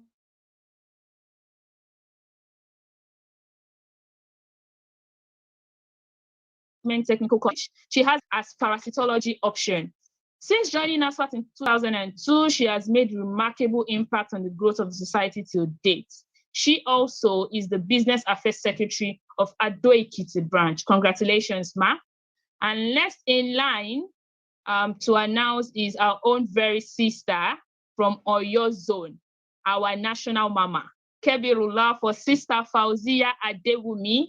Sister Fauzia Adewumi, she is an educator who has MSc in economics from the University of Lagos. She joined NASFAT in the year 2010 and served as an assistant secretary in 2010. Then went on to serve as the Zona Amira for Oyo Zone between the year 2014 and 2019. She's presently the Noibatala Amira of NASFAT Youth Wing worldwide. And the last on my list, a wonderful sister from UK and Ireland Zone, Tech Bill. If I have brothers and sisters from UK and Ireland Zone, I want to see the chat box bubbling. Sister Fatima Efunkule is currently the Zona Amira of NASFAT Youth Wing UK and Ireland Zone. She has always advocated for youth affairs and continue to do so. She is a law graduate and has masters in view. Sister Fatima works as the recourse personnel lead for the Zonal Youth Online since 2020 till date. And she is one of the crucial backbone for the success of NASFAT Youth Wing UK and Ireland online section. She's also organizing some interesting side hustle program to empower youth, especially sister. Congratulations to you, Sister Fatima Efunkunle. So now I would be handing the virtual mic to one of the sisters to give our appreciation in person of Sister Rashida Edidi Balogun. Please, ma, in the next few minutes, please give in your speech. Assalamu alaikum wa rahmatullahi wa barakatuh.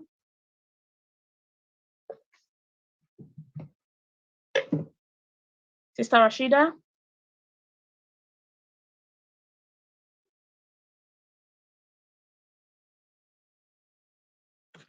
Okay, I don't think Sister Rashida is. Okay.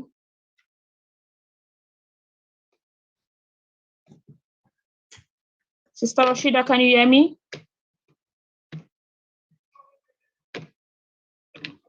Okay. Assalamu alaikum. Sorry, I couldn't unmute earlier. I needed right to do that. Assalamu alaikum wa rahmatullahi wa barakatuh. Wa alaikum salam wa rahmatullahi wa barakatuh. To the NASFAT Women Management Committee, the Youth Wing, the organizers, the audience, everybody, on behalf of everybody in this group of awardees, would like to say a very big thank you. We pray that Allah subhanahu wa ta'ala will continue to guide every one of us in uplifting the deen and also in challenging the status quo as women, just as the theme of this year's International Women's Day speaks for. I'd like to just say this out to every young sister on this call. Let's choose to challenge as we go forth as young Muslimas. Jazakumullahu khairan. Naam wa antum fa jazakumullahu khairan. May Allah subhanahu wa ta'ala continue to uphold you all on the righteous path of Al-Islam. And she has said we should choose to challenge my fellow women, my fellow sisters and ladies on today's event. So wrapping up today's event, inshallah, Qudratillah, we would be having a closing remark and vote of thanks from the #1 female youth in person of Aja Kafayat Oyewo Oyelere to give us a speech. Assalamu alaikum wa rahmatullahi wa barakatuh, ma.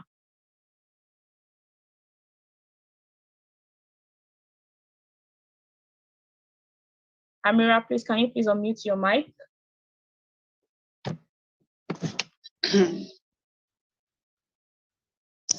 Wa alaikum assalam wa rahmatullahi wa barakatuh. Thank you very much for a wonderful job. May Almighty Allah accept all your strives as an act of ibadah, inshallah.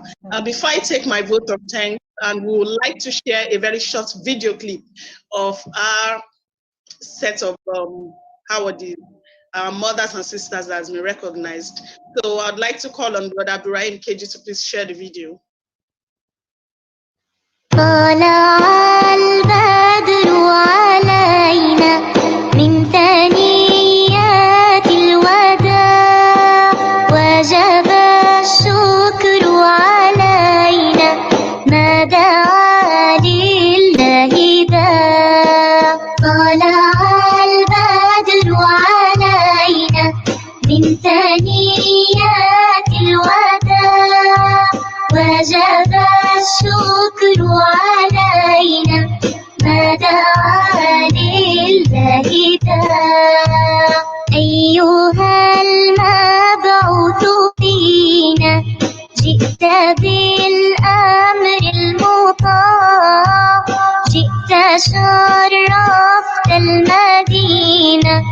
مرحبا يا خير داع أيها المبعوث فينا جئت بالأمر المطاع جئت شرفت المدينة مرحبا يا خير داع طلع البدر علينا من ثنيات الوداع وجب الشكر علينا ما دعا لله داع ما دعا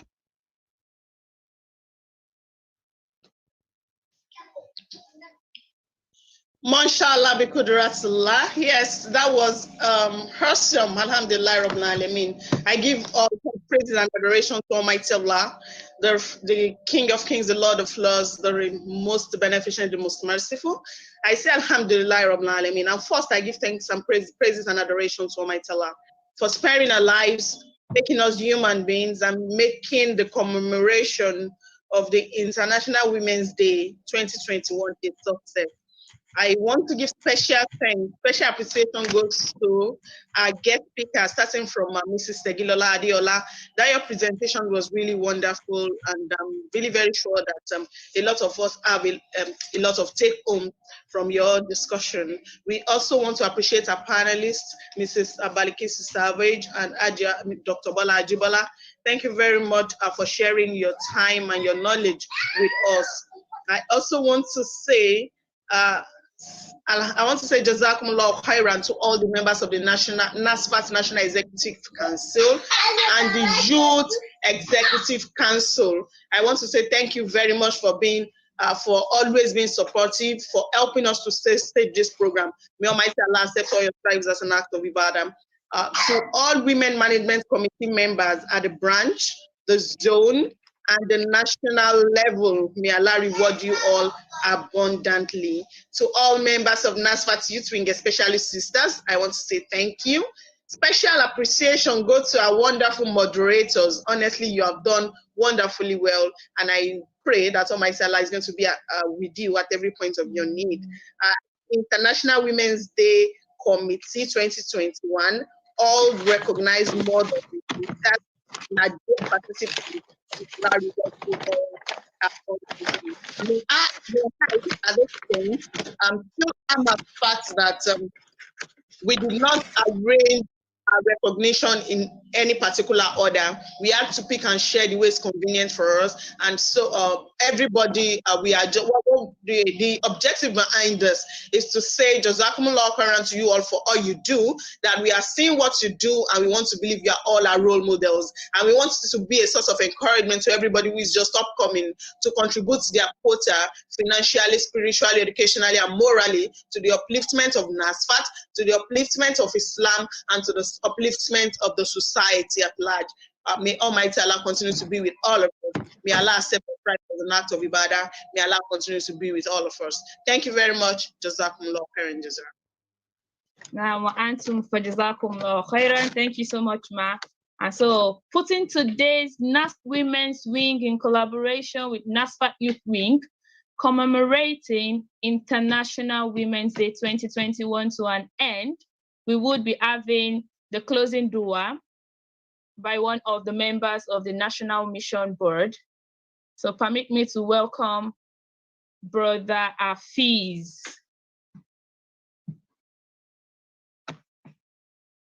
Brother Abdulafiz Olagunju, please can you come off mute and give us the closing prayer?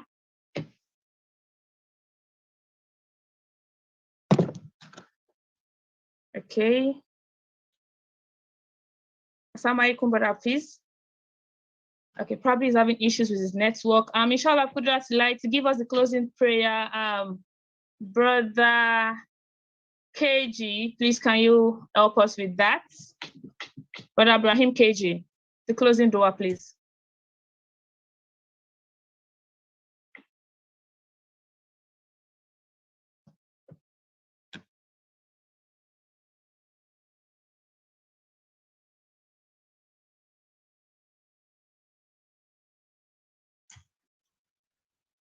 Brother Ibrahim KG, please can you come off mute and give us the closing prayer?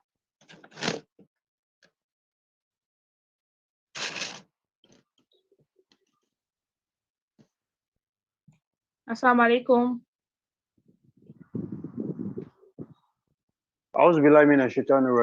The executive secretary of NASFAT will be taking the brief because of time. Brothers might have gone for Salat possibly. Nah. All right, We sir. thank everybody for the opportunity. Most especially, we thank Almighty Allah for the opportunity to witness this year's celebration. We respect and glorify Him for all He has done for us, most especially the position He has given and the upliftment of our women, our sisters, our mothers, and our wives. The status they've been given. We thank Allah for it, and we pray that He continue to guide them and make them prosperous in this world and hereafter. Most especially the women who have vagina, who've seen the impact you have done in society. May it not be the last you will do, but I'm going to uplift all of you. Rabbana la tuzigh qulubana ba'da idh hadaytana wa hab lana min ladunka rahmatan innaka antal wahhab. Rabbana afrigh alaina sabran wa thabbit aqdamana fansurna 'alal qawmil kafirin. Rabbana atina fid dunya hasanatan wa fil akhirati hasanatan wa qina adhaban nar. Subhana rabbika rabbil izzati amma yasifun. Wassalamu ala al-mursalin. Walhamdulillahi rabbil alamin. Now, Jazakumullah khairan, sir. Jazakumullah khairan. Now, thank you all for staying with us. You all have been fantastic and fantabulous, and the program wouldn't have been a success without you all. I remain my humble self, Al Khair Adele Kilawao. Assalamu alaikum wa rahmatullahi wa barakatuh.